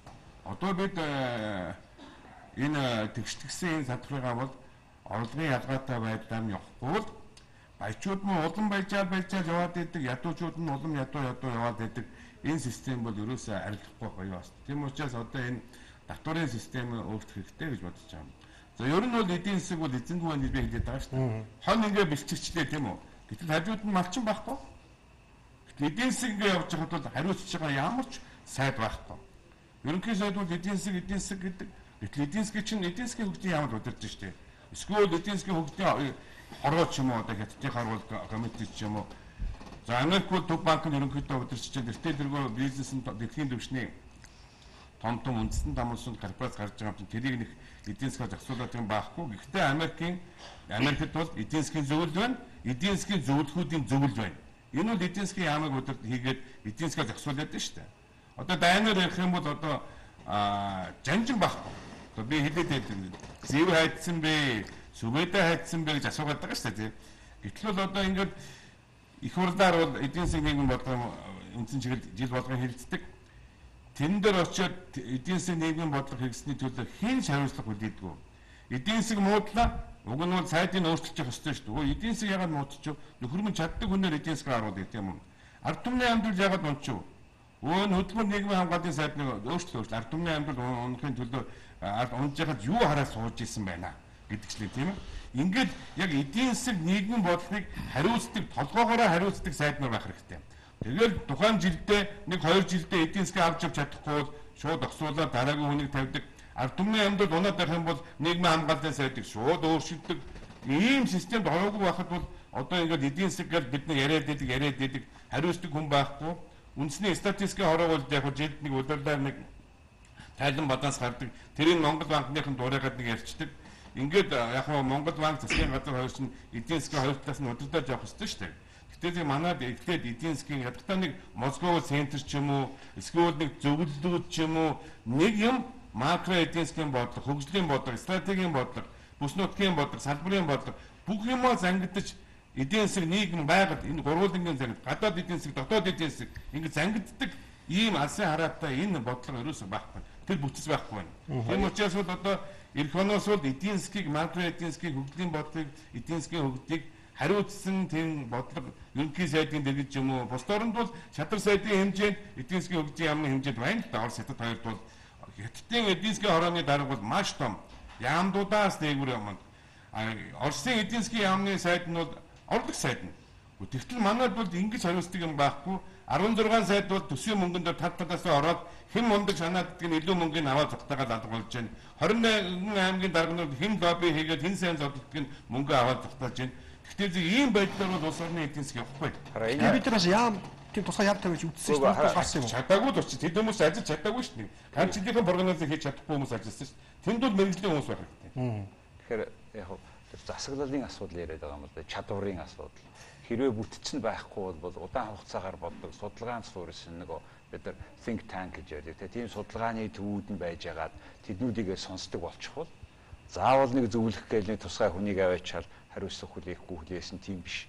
Барууны бусд орнууд ч нөгөө ухаантай бүх хүмүүсийн судалгаа зүгээ гараад ирийг тэднүүдийн саналыг авсны дараа шийдвэр гаргаж байна шүү дээ. Тийм маягаар нэг юм шийдэж болно гэж би бодож байна нэгдүгээр. Хоёрдугаар би нэг юм дээр тэсэг би энэ дээр бас болгоомжлохгүй бол энэ баячууд нь их байныг нөгөө баячуудыгаа тайраад авах юм бол тэгээд ядуу хүн ажил олгодгүй шүү дээ. Баян хүнд ажил олгодог шүү. Нэгдүгээр. Хоёрдугаар тэр хүмүүс одоо тэр нэг нь мөнгөтэй болоод томоохон хөрөнгө монгол хүн худалдаад авч байгаа юу нь буруу байх вэ? Бид бол чөлөөт эдийн засгийн шин салбар асуудал нь дээрээс нь толгойг нь хасч биш доотхойгоо өргөх асуудал юу вэ гэдэг л байгаа шүү. 20% болгож яагаад болохгүй. За тэгээ хар. За та хар. За хоёул ингэж таа. Францад 80 байгаа 90 байгаа шүү дээ. Хуучин 45 бол авч ирсэн шүү дээ. 2007 онд 20 болгож ирсэн. 45 25 ядуучууд нь 10 төлөөд баячууд нь 20 төлөйг. Адилхан 10 төлөнд яг шүү. Та хоёрын ярьж байгаа бол улс төрийн том бодлогуудын орнуудын хооронд яваад нэлээд хөгжсөн орнуудын хийдэг асуудлууд байгаа байхгүй юу? Одоо бид нарт хэрвээ энэ одоо жоохон юм орж байгаа тэр хүмүүсийг ийм маягаар зогсоочих юм бол нөгөө татвар төлөвлөж бүр алга болчих. 20% дээр юу ч бодлоо. 30% дээр юу ч бодлоо. Энд дээр нэг юм ярьж хэлээ. Яг бодлогын том асуудал яриад байна. Цаг болж учраас бид нэр цагаан товчод авчих гэж хэлж байгаа. Одоо ахад дуусчих юм уу? За ахад дуусчих. Дуусчих. Татвар гэдэг маань мэдээж эн чинь орлогоос хамаарат өөр скейлээр явах хэрэгтэй л да. Угаасаа тэгж явдаг, тэгж явах болно. Тэгж л байж өгч нь. Тэгээ мэдээж тэр баян тарган хүн чинэлэг хүмүүс нь бол хийдэг юм а хийгээл явж болно. Гэхдээ Монголын нөхцөлийг бусад орнуудтай харьцуулж үнэхээр болохгүй л дээ. Жишээ нь эдийн засгаа дэмжихийн тулд татварыг зөв төвшин тодорхой хугацаанд багасгадаг чинэлэг одоо том капиталистууд үйлдвэрлэгч тийм үү. Гэтэл тэд дандаа үйлдвэрлэгч нар байдаг. Өөрийнхөө оюун ухаанаар хөгжөөд юмыг үлдсэн Toyota ч гэдэг юм уу те. Эзэрч чинь хувьчлаар юм аагүй. Өөрийнхөө оюун ухаанаар үйлдвэрлэлийг бий болгоод ингээд эдийн засгаа хөгжөөс. Тийм учраас тэдэнд дэмжлэг үзүүлж байсан. Тодорхой төвшин төссөн хойно татварыг өсгөөд явсан.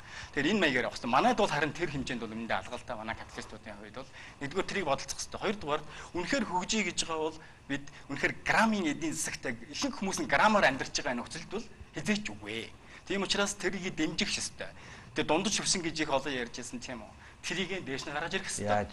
Энийг би яг асуумаа. Биш дээд одоо хоёрын яриад байна шүү дээ. Тэгээ дундаж гээд одоо тэрийг дэмжих тулд дээрээс баялагын хуваарлалтыг яаж харцсангуй тэгш маягаар яваа. Тэгш биш юм аа гэх тодорхой эдийн засгийн дэмжих маягаар явуулах вэ гэх юм бол мэдээж тэр өндөр орлоготой хүмүүсээс нь түрүүний таны хэлсэн тэр 10 тэрбумтай хүнээс нь те 20 юм аваад тэр бүмийг өгсөн шүү дээ. 10 саятай хүн чинь 1 саяг өгсөн энэ хоёрын хоорондох ялгааг нь харна да. Тэгж 10 дахин 1000 дахин илүү төлж суугаад байх. Ахаад 2 дахин авах гэх хангалттай нэг хүнд хангалттай. Хүн амын 60% нь хэд ядууралд орцсон. Грамын эдийн засагт амьдарч байгаа өнөө үед бол хизээч бид нар бол хөгжихгүй. Тийм учраас энэ грамын эдийн засгаас гарах ёстой тэрээс гарахын тулд бид нар татварын бодлогод жоохон өөрчлөлт оруулах ёстой. Тэр бол гарцаагүй байна. Тэгвэл дундаж давхрыг яаж бий болгох юм? Өнөөдөр манай тэр дундаж давхраг гэж юм байгаа юм уу? Одоо жижигэн үйлдвэрлэл жишээл их л удаа яригдсан асуудал шүү дээ. Бас л. Энийг туушил болчиход байна шүү дээ. Хадгаламжийн тийм ээ. Хадгаламжийн одоо тэгээд үндсэндээ 80 орчим хувь нь гэхэд л одоо хитгэе зөөхөн одоо хадгаламж эзэмшлийн 5 хүрэхгүй хүн эзэмшиж байна. Хөрөнгөний бирж дээр очихоор яг юм барьж байна. Гэхдээ Монголын баярчид бол дэндүү баян байгаа байхгүй юу? Дэндүү баярчсан.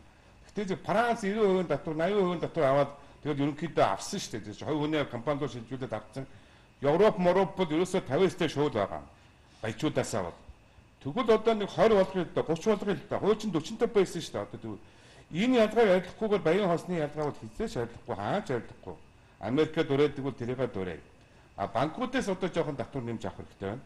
Банкуд одоо хамаг ашиг бол банкн дээр суулж байна. Банкны татварыг жоохон нэмэх хэрэгтэй. Та ингээд дундаж хадгаламжаас илүү хадгаламж аваад дундаж хүнээс илүү зээл хүүгээр зээл өгүүлсэн бол давай татвараа өг гэдэг юм уу тийм ээ. Ер нь бол манай Монгол банк улсын хурл бол хадгаламжийн хүү зээлийн хөөг одоо шууд гараараа удирдах хэрэгтэй. Тэгэхгүй бол одоо зах зээл зохицуулна гэдэг ингээд 25 жил явууллаа. Бодлогын хүү зохицуулж яана гэдэг ингээд хараад 25 жил хүлээдээ. Үгүйдээ одоо ерөөсөө банкны инфляци харж байгаад ядахтаа хөвүүлээ. Дээшөө доошоо хөвүүлээ. Ингээд зэг тэгэхгүй бол одоо ийм Монголын бодлого, ийм буруу бодлогоор Америкийг дурайсан бодлогын хүүгээр Монгол орныг мөнгөний зах зээлийг эдийн засгийг удирдна гэдэг бол 2007 оноос хойш туршсан хугацаанаас нь бүтэхгүй шүү дээ. Ханшийн бодлого буруу байна. Мөнгөний бодлого буруу байна. Ер нь ингээд дэлхийн зах зээлийн одоо үн ингээд уруудж яхад докторжуулна гэдэг ингээд уруудж байгаа үнийг докторчж байгаа байхгүй юу? Уг нь бол жоохон ингээд хөдөлгөөнтэй чөлөөтэй байсан бол бензиний үн өнөөдөр эргээд 1400-аар орхол байсан шүү дээ. Гэтэл засгийн газар оруулаагүй дундаас нь татвар аваад дараа нь таранба маранба шал хэрэггүй юм болоод ингээд тэгээд ред бус гэдэг ингээд цацагдаад хэрэггүй зам болоод ингээд явж шүү дээ. Би тэгж бодож байна тийм. Жаргасаа одоо чи та засаглалыг сайжруулах гэдэг үгийг 2-3 хэллээ. Яаж? Өнөөдөр чинь улсын хурлын сонгуулийн тухай хуулийг хэлцээгээд одоо 31 дэх уралдаад бүгд одоо ч төрийн ордонд хэлэлцчихлээ. Цаана намуудын санхүүжилтийг үнийг хэлцэхдэггүй явна. Тэгэхээр одоо 16-ны сонгуульд дахиад нүүрэл явах. Тэгэхээр зөв бидний зүгээс гэдэг юм ард түмний зүгээс шалтгааллах боломж тохиолдод байна. Гэхдээ тэр бид нар аль болохоор ил тод мэдээлэл гаргаад ярих тэднийг шахах тийм л үлдлээ ш. Эдгээр хуулийг өөрчлөхгүй бол өөрчилж амжихгүй байх юм да. Юу нь өөрчлөхгүй. Тэгээд хуучнаараа явна гэхээ зэрэг. Ахаад бид яг ийм байдалд орж. Та бидний ярьж байгаа юм ахаа яагаад гэвэл өнөөдөр байгаа энэ хүмүүс улс төрийн хүч яг очиод өөрсдөө мөнгөө босгоод тэр мөнгнөөс ашиг онгох гал тэгээд суугаад явчих. Тийм учраас суур энэ намуудын санхүүжилтийн холбоотой асуудлыг л ямар нэг хэмжээгээр ил тод болгох ёстой. Ер нь бол одоогийн байгаа сонгуулийн хуулиар, намын хуулиар тэр дээчүүх гэдэг байгууллага сонгуул болсноос 3 сарын дотор бүх мэдээллийг аваад буруу бол шалгаад хөндлөнгийн хяналт оруулаад тэгээд нийт мэдээлэх ёстой хуультай юм бэл. Дээчүүхэн тэрийг хийхгүй байгаа юм чинь. Дээчүүхэн төр Монгол улсын бүх төр засаг бүгдээрээ л энэ хоорондоо холбоотой ямар ч хамааралгүй болчихлоо шүү. Тэгээ ийм нөхцөлд төр засгийн хий гэсэн юмыг Монгол банк нь хийдэг болчих юм бол та боддоо бацаар зохио. Энд чинь нөгөө Бид нар чинь ингээд онлын хувьд яг ийм байна гэж ярьж байна. Тийм байна.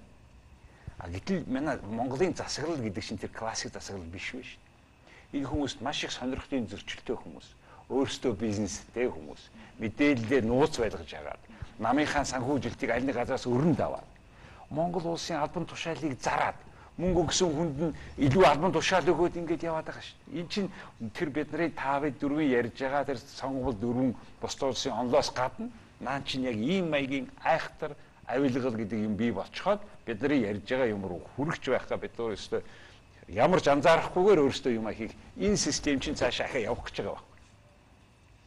Энийгээ бид яагаад ярихгүй вэ? Асуултгүй шүү дээ. Энд дээр юу өгч вэ? Нариулагч битэн график өгсөн. Тэр эхнээс Манай найз авсан үгийг бэлдэж байгаа. Тий. Эдийн засгтай холбоотой би 2010 оноос хойш байн хэлж байгаа. Ер нь өмчөөл дагаж явна шүү дээ. Бид хамгийн том өмчийн төрийн өмч. Газар эвлэн байлэг оймод ус.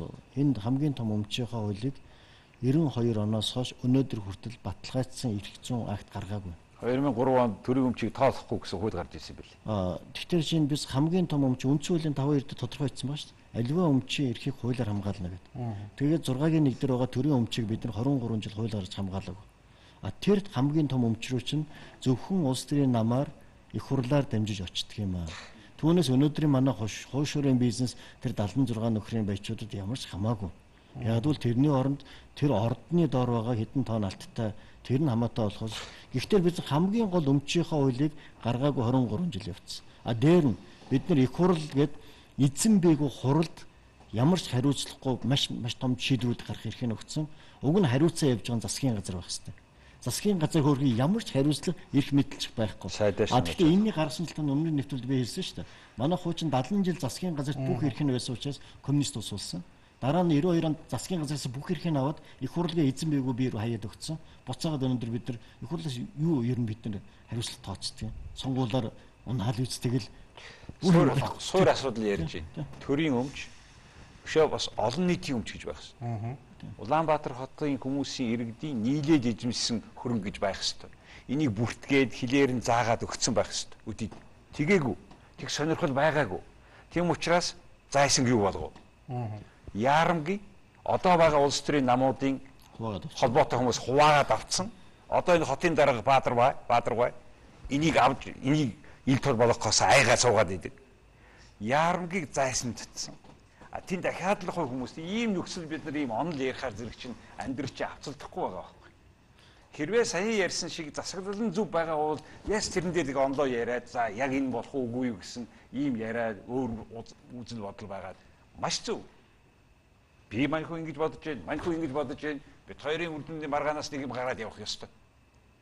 Ямар ч үрдүн бид нарыг хийг сонсохгүй. Тэр ашиггүй. Зөвхөн ингэж чимээгүй, мэдэхгүй юм байлгаж яж өмчийг бүртгэхгүй байжгаад төрийн нэрээр их хурлын гишүүн болоод авцсан хүмүүс л тэр хүмүүсийг хоорондоо завшиж болдог ийм систем яваад байгаа. Хөрөнгөний асуудлыг гаргасан маш зөв болж байгаа юм миний бодоор. Засаглалт тэгвэл яаж зааж болох вэ? Засаглал дээр бол мэдээж хэрэг сонгуулийн зөв систем байх хэрэгтэй. Одоо бид нар ч одоо Твиттерээр Монгол улсыг одоо их хурлын 76 гишүүнийг 76 бетон гэж хаштаг шүү дээ. 76 бетонтой болчихлоо. Бетон софтсон. Тэг ягаад нэг их хурлын гишүүд нэг аймагуудаар бетон тараагаад зунжингаа бетон тараагаад тийм ээ. 6. Тэгэхээр энэ системийг сонгуулийн системийг өөрчлөх хэрэгтэй. Үнэхээр тэр чаддаг мэддэг хүмүүсээ сайн гарах хэрэгтэй байна. Сонгуулиар бол ерөөсөө хөтөлбөртэй намаа гарах хэрэгтэй байна. Нам бол шууд засгийн газрынхаа бүтцийг зарлаад орох хэрэгтэй. Дараагийн 4 жилд хэн ерөнхий сайд байх юм, хэн эдийн засгийн сайд байх юм, хэн боловсролын сайд байх юм, хэн эрүүл мэндийн сайд байх юм. Шууд тэрийг харж байгаа дагтмал сонгох хэрэгтэй. Тэгэхгүй зүгээр заахан одоо хүн шиг амьдруулна гэдэг ч юм уу ингээд ерөнхий үгээр ингээд байна шүү дээ. Сонгуулийн систем сайжруулах хэрэгтэй байна. Гол нь эдийн засгийн яамыг байгуулах хэрэгтэй. Эдийн засгийн яам байхгүй бол эдийн засгийн төв байгуулах хэрэгтэй. Эдийн засгийн Москва центр тийм ээ. Америкийг бол хоёр зүйл удирддаг гэдэг шүү дээ. Эдийн засгийн зөвлөл нь ерөнхийлөгчийн эдийн засгийн зөвлөхүүдийн зөвлөл нь бол Америкийн макро эдийн засаг хөгжлийн стратеги удирдах байгаа. Энд яам байхгүй гэж хэлж болохгүй. Тэгэхээр бид удирдлагатай холбоор байна. Эдийн засаг гэдэг чинь байлдаан. Бид хятадын эдийн засаг, хятадын бизнесмэнүүд, Оросын эдийн засаг, Оросын бизнесмен, Европ, Америк эдийн засаг бизнес. Эднэртэй Монголын эдийн засаг, Монголын бизнес байлдаж штэ. Гэтэл занжин байхгүй. Ерөнхийдөө эдийн засаг гэчээд өөрөө ингээд Батхан шиг, Чингис хаан шиг суучин. Явах сүйдээ. Америк төрийн өмч байхгүй. Тийм тийм учраас үү? тэгж болж. Манай төрийн өмч юу вэ? Тийм ээ. Одоо бол Эзэнгүй өмч. тийм. Манай бишүүдийн том уурхайд дээр бол хоёрын орж чадахгүй шүү дээ. 5 толгойг аваад явчих тийм хувийн мөнгөтэй аван алга. Оюу толгой шиг ингээд нэг оюу толгойг 10 20 аваад нэг 2 тэрбум доллар оруулаад хувь аваад явчих юм бол том төмөр зам барьж хүн алга. Гэхдээ зэрэг манай бас эдийн засаг чинь бизнес чинь томроогүй шүү дээ. Гэхдээ төрийн одоо зохицуул зайлшгүй байх шаардлагатай. Төр бол маш чадварлаг зохицуулах хэрэгтэй. Одоо бол яаж вэ? Одоо Улаанбаатар хотод 100-аад ийм зургийн өдөртөө болцсон ба шүү дээ. Ямар ч утгагүй 100 зургийн өдөр бие биенээ шатаараад дуусгах чинь. Аймаг болгон сум болгон дээр ижил төрлийн маш олон үйлдэлүүд байгуулагдаад бүгд зах зээлгүй бүгд хэрэглэгчгүйгээр дампуурж байна. Энэ нь зохицуулт байхгүй харуулж байна. Төрийн өмчийн тухай бас. За төрийн өмчийн тухай бас зэрэг. Яг энэ төр өнөөдөр их чухал байна л да. Төр үжлээд эцэг хийж болчиход байгаа юм шүү. Тий, харин маш их чухал байна. Гэтэл яагаад өнөөдөр чухал байна гэх юм бол юусе ганцхан шалтгаан байна. Төр өмчтэй байгаа учраас. Тэгэхээр энэ чинь нөгөө төрийг өмчтэй байгаа үед энэ өмчийг хуу хамахын тулд түрүүн жаргал сайхан докторсаа ярьлаа тий. Хуу хамахын тулд юусе төрлөг дайраад шүү. Тэгэхээр өмч жоохон үлдсэн юм хуу хамцсан хойно төр хэрэггүй болно. А тэр үед нөгөө төрийг хин тэрийг одоо төрийн бүтцийг бий болгох гэх юм бол мөнгөтэй хүмүүс, олигархууд, капиталистууд тий гэж яриад шинэ гарсан буруу замаар хөрөнгөсөн капиталистууд тэр төрийг барих болно. Тиймээс одоохондоо бол төр бол хамгийн тийм одоо нэг сайхан бялуу байна. Тэр бялуу төрийн биш ээ. Уусаа би яриагаад дуусгая. Нийтийн гэж би яриагаад дуусчих. Тэгэхээр тэр нэг сайхан бялуу байгаа. Тэр бялууг хувааж идэхин тулд дайрч байгаа маа. Тэр байгаа бялуу авахгүй байгаа. Тэр бялуунууд одоо жоохон бялуу үлдсэн байна. За жишээ нь одоо тий станцууд байна, цахилгаан станцууд байна. Сая бүүн яригдаад байгаа Улаанбаатар төмөс зам одоо хятад худалдан ч гэнэ үнийн модлаа мөн бүр амжилттай Эрдэнэт байна. За Эрдэнэтийг ховшлох гэж бас нэлээд яриа явагдсан. Гэх мэт энэ бялуунуудыг авсан хойно төр шиг хэрэггүй юм байхгүй болно. Харин тэр үед төрийг шинээр байгуулад одоо жинхэнэ олигархууд төрийг барих болно. Тэгэхээр энэ технологи уучлаарай. Яг одоо бид нар яриад байгаа энэ чөлөөт зах зээл гэж яриад байгаа. Хизээч чөлөөт биш бодит байдлаар энэ технологи төр хэрэггүй гэж яриад байгаа. Энэ хар технологи Африкийн ихэнхдээ болоод Латин Америк улс орнуудыг сүйрүүлээд жишээ нь одоо Зимбабве, Замбиаг бүгд нэг яг энэ хар технологиор сүйрээд ирсэн улс. Гэтэл энэ хар технологиг өнөөдөр бид яг сонгодог утгаар нь хэрэгжүүлээд юу ч энийг ойлгохгүйгээр ерөөсөө copy and paste хийгээд дайраад тэрийг улаарын хамгаалаад байж болохгүй л дээ. Тиймээс бодлого хэрэгтэй, шүүлтүр хэрэгтэй. Бид шүүлтүртэй толгойтой байж хөгжнө. Уучлаарай. Би хараа за энэ хараа ойлголтын зөрөө гараад байна. Нэгдүгээр төрийн өмчийг одоо ингээд би ч юм уу аль нэг хүн би өөрөө авах гэж яриад байгаа биш. Ер нь бол төрийн өмч гэдэг ойлголтыг би нийтийн өмч гэж ойлгоод их сайн байна. Энэ төр гэж яриад байгаа юм чинь нийтийг болчих юм бол бид өөрсдөө хянах болохоос биш. Хэнд ч авах болохгүйгээр.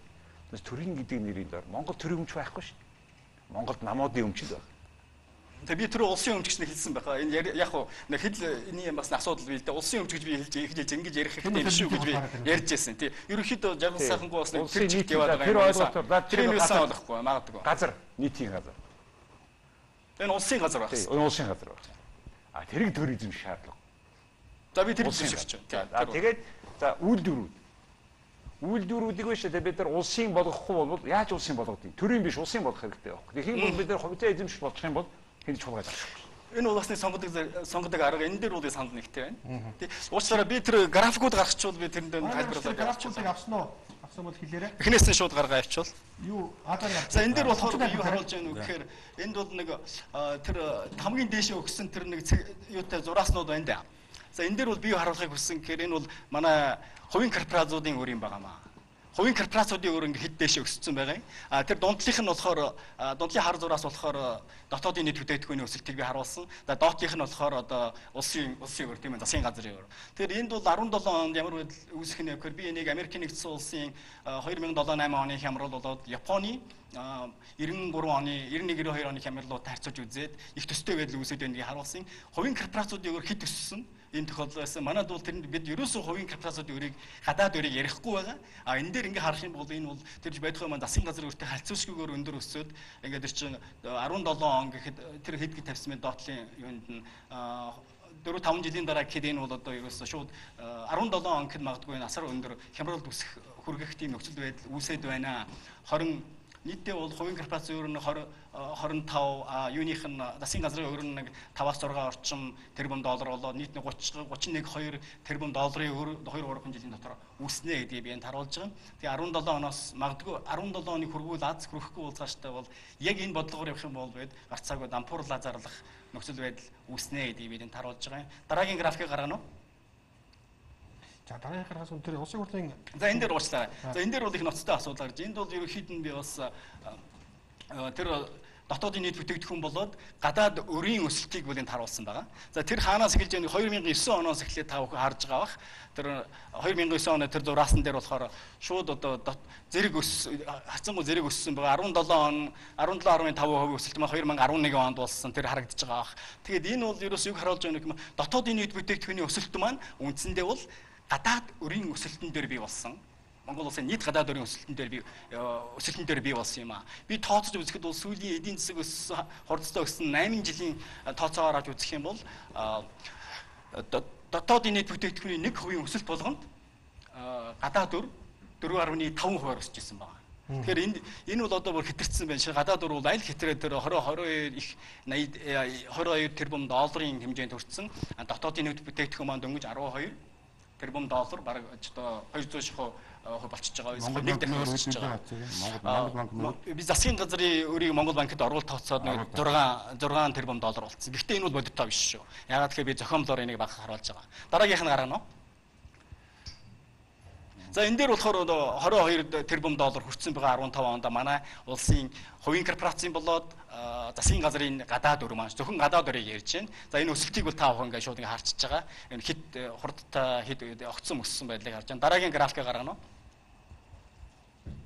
За энэ дээр болохоор би харьцуулсан дээр улаан зураас нь хэмбэ гэх юм бол Монгол, бусад улс тэр зураасууд нь болохоор манайх таг төстэй эдийн засгийн бүтцтэй уул уурхай төшгөлсөн жижигхэн газрын жижигхэн одоо далайн гарцгүй орон тэр бол засгийн газрын өрн хязгаарч 14 20-оос дээш байгаагүй би ингэж харуулсан байна. Тэгээ дараагийнх нь гаргана уу? Дараагийнх нь орж иж шүү. Ер нь цаг дуусчих тэгээд. Би 50 минут ерөөхдөө ярилцсан байна. Би нэг банкнд 10 сая төгрөгийн зээлтэй энийг мань өргөх үү зээлэх үү? Энэ бол өр. Яагаад гэх юм бол би энэ дээр бол маш 2 жилийн дараа төлөх ёстой тийм. Өргөж 11-ийн дэт гэд нэрлэдэг байгаа. Дэт гэд. Яг би энэ дээр бол нэг тайлбар хийж чадна л да. Яг гэх юм бол энийг бол өр биш гэж их одоо ерхий сайд маань хүртэл ярьж байсан. Улсын их хурлын дарга маань ярьж. Энэ бол өөр юм байгаа. Дэт гэж угаасаа нэрэл өөр гэж нэрлэдэг. Өөр гэж өөрөөч явсан байна. Алгуурач болно. Гэхдээ гол нь өөр гэж бичигддэг. Яагаад өөр гэх юм бол энэ хоёр шалтгаантай. Нэгдүгээр та энийг авахтаа эргэж төлөх болцоотойгоор авдаг. Нэг.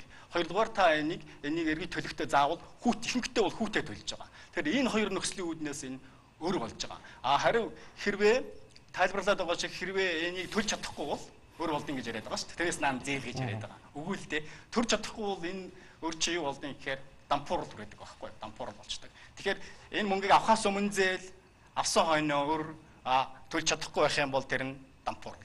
Ингэж ойлгож. Дотоодын компаниудын өрн дээр төр засаг санаа зовоод ах юу вэ? Тэгэхээр яагаад тэгэхээр вэ штэ гарцаа гадаад өрийг ярьж байсан та тий. Заавал зовох хэрэгтэй болчихж байгаа. Яагаад гэвэл бид bail out гэдгийг бид эдийн засаг гэж 3 хэлсэн шигэ bail out гэж 3 удаа хэлж гарч ирсэн манай ерөнхий сайд. Тийм үү? Тэрийг санаж байгаас bail out гэдэг маань засгийн газар хувийн корпорациудыг өөрийнхөө мөнгөөр хямралаас гаргаж өгнө гэсэн үг. Ерөөсөө л ийм л юм байгаа. Өөр юм байхгүй. Тийм учраас энэ бол гадаад өрийн төлнө гэсэн үг шүү. Байлгүй яах вэ? Гадаад өрийн төлнө гэсэн. Би тэгж бодлоо. Ялангуяа та бүхэн маргаад таны түрүү бидэнд тайлбарласан тэр авилгалд идэгсэн засаг, олигарх засаг барьж байна. Хувийн сонирхолтой бизнесүүд засаг барьж байна. Энэ тохиолдол гарцаагүй энэ бол ерөөсөө тийм маягаар яг ахаад авилгалын замаар хамгаалах асуудал байж болно. Угаасаа төр засаг маань өөрөөсөө харин тийм олигархуудын учраас одоо орчход байгаа учраас та бүхэн хийсээ явах гэдэг. Төр засаг маань ямар төрön сайн байна. Тэгээ хэд айлд. Төр засаг маань өөрөө бизнесүүдийн гарт байгаа учраас гарцаагүй одоо тийм тухайн яриа болоод байгаа. Бацаар өөр дээр санаа. Одоо нийт өрөө хувийн хөвшил засгийн газрын Монгол банкны нийт өрөө хянаж явахгүй тийм өрөө Монгол банкны валютын нөөц, улсын төсвийн орлого, экспортын орлого гэдэг харьцуулж авахгүй бол хувийн хөвшлийн өрөө хайчих юм бол тэртээ дөрвөн хувийн хөвшил тухайн жилдээ өөр төлөхөд бид хангалттай хэмжээний валютаар нөөцлсөн байх хэрэгтэй гэдэг. Энэ нөөц энийг олж чадахгүй бол бид нар бол одоо хувийн компани одоо би хэлж штэ Энэ бид Монголын хувийн чвэ засгийн газрын бүх хөрийг миний ойлгож байгаа бол би хятад авна гэж бодож байгаа. Бүгдийг хятад авна. Бүгдийг авна. За тэгээд Сүхбаатар аймгийн Онгон сумаа өгөө. Өгөхгүй бол хэлий чи хаалаа шүү. Тэгвэл яах вэ? Сонгуул орох гэдэг. Үгүй ирээд. Дахиад хятад даваа гэж ингээд. Яагаад хүмүүсийг хайрах юм бэ? Юу бид боломжтой хэвчээ шүү. Чи бодит байдаг та. Бид нар бол хятад бол одоо Африкийн маш их хөрөнд оруулж байгаа. Шинжээчид юу гэж ярьж байгаа гэдэг тэндээс газар нутгад авах гэж байгаа. Уучлаарай. Газар нутаг авсан уу? Авсан. Тажикийн айгүй том уулах газар авсан шүү дээ өрөндөө. Тийм жишээ байна лээ. Сая Оросоос бас нэгэн газар авчихсан ерөөс. Одоо тийм учраас Монгол улсыг бол өрөнд оруулаад нам зогсож байгаад газар нутгийг лавн өгөхгүй гэвэл тэгээд хилээ хаан тэгээд дуусаа өгжил саарна. Нэг Сүхбаатар аймаг, Дорнод аймаг зүүн талаас авах болов уу? Эсвэл Ховд Монгол гээд Шинжээн талаас авах болов уу? Миний сценар тэр байгаа. Тэгвэл хамгийн муу үйлдэл шүү дээ. Муу санаагаар бид муу санаатай байхгүй олон улсын одоо энэ санхүүгийн тоглолтод тийм үү муу санаагаа бэлдэхгүй бол энэ эрсдэл сонцохгүй муу санаагаа бас ил ярьж болдгоо юм л да. Одоо их хурд засгийн газар ярихгүй чинь ил ярихаас одоо яах вэ? Богоо суугаад байвал тэний ч асуудал бол ийм л байна. 3 жилийн үйл явцын дунд манай аж ахуйн нэгжүүдийн өөрийнх нь үнэлэмж буу аюултай ер нь бууж байгаа л да. Мэдээж энийг аваад. Гэтэл манай нэлээд хэдэн том компаниуд бол уул уурхай чиглэлийн, барилгын гооломжийн чиглэлийн нэлээд том үйлдвэрүүд рүү уур харуу хөрөнгө оруулсан. Тэгээд тэрний хөрөнгө оруулалт нь арай дуусаагүй. Чинь одоо 1 тэрбумын хөрөнгө оруулалтыг босч байгаа үйлдвэр нь одоо $300 сая үлдсэн маягтай. Гэтэл энэ нь цаашаа явахгүй бол оруулсан 700 сая 0 болох гээд байгаа байхгүй. Энэ тохиолдолд эн чинь өөрчлөлт нийтийн баялаг шүү дээ, үндэсний баялаг. Энэ баялгаа бид нар босгож авч унахгүйгээр авч гарах уу гэдэг нь одоо толгойн өвчин байна. Би тийм учраас энэ танхим төлөөлж байгаа хувьд энэ компаниудын үнцнийг унахгүйгээр аль болох бүр шалан дээр хөвтүүлэхгүйгээр авч гарах нь бас үүрэг байхгүй. Тэгэхээр компани чинь засгийн газрын нийлсэн болгоомжлолтой бол юу нэргүүнийхээ хувьд бас хаална нэг. Нэр ингээд орж ирээд газраас нав авчих юм шиг байгаа гэдэг. Бид газраа барьцаас үйл ажиллагаа явуулах хэмжээнд тийм дампуурсыг нээж болохгүй шүү. Газар өмчлөгдөж байгаа, ховчлогдож байгаа. Компаниг авах гэдэг чинь тэр чигтэй явж байгаа. барилгатай газартай авах. Тэсвээ би нэг жишээ хэлье.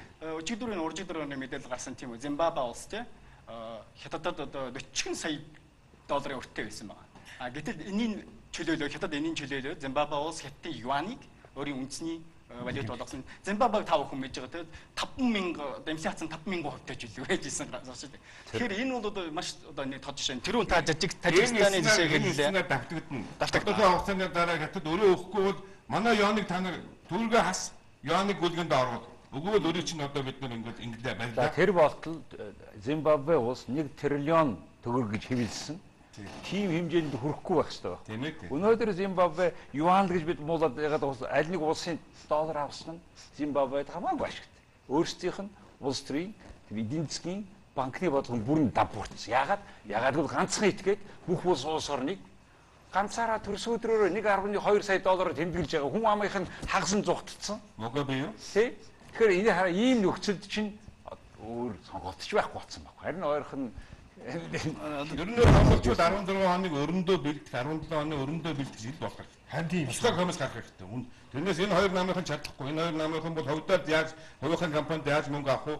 Тэрнээсээ болоод ичээд ярихчгүй. Одоо үндэсний эх орончид одоо эрдэмтэс ихэднүүд Монгол улсын өрийн эрсдлийн хороо зөвлөлийг үндэсний зөвлөлийг байгуулад 2017 оны өрөө яаж төлөх вэ? Дахиж том өрөө авахгүй төлөө яах вэ? За арга засахууд бол дахиад өрөө аваад цаашаа явах бах. Энээс цаашаа дахин ингээд өрөөр гисээр яваад байх юм бол нэг л өдөр газар нутаггүй болно гэж би ийм эрсдэл байгаа шүү гэдгийг л би хэлээд байгаа юм даа юм даа. За баярлалаа. Манай найрагч маань. Энэ сонгол биш. Энэ сонгол биш. За гоо бид энэ удаагийн хайлтад нээлттэй хэлцүүлэхийг өндөрлөж байна. Студидтэй бид эдийн засагч Жаргал сайхан Монгол Үндэсний худлаа аж үйлдвэрийн танхимын ерөнхийлөгч Тавжав мөн эдийн засагч Батсуур эдийн засагч Дасцуггүй нарыг үрж оролцуулж та бүхэндээ зочдынхаа үйл бодлыг танилцууллаа. Цаг сугсан гэтээ хангалтгүй байлаа. Урилга гарч зочдод баярлалаа. Баярлалаа. Эдийн засгийн хөрөлөнд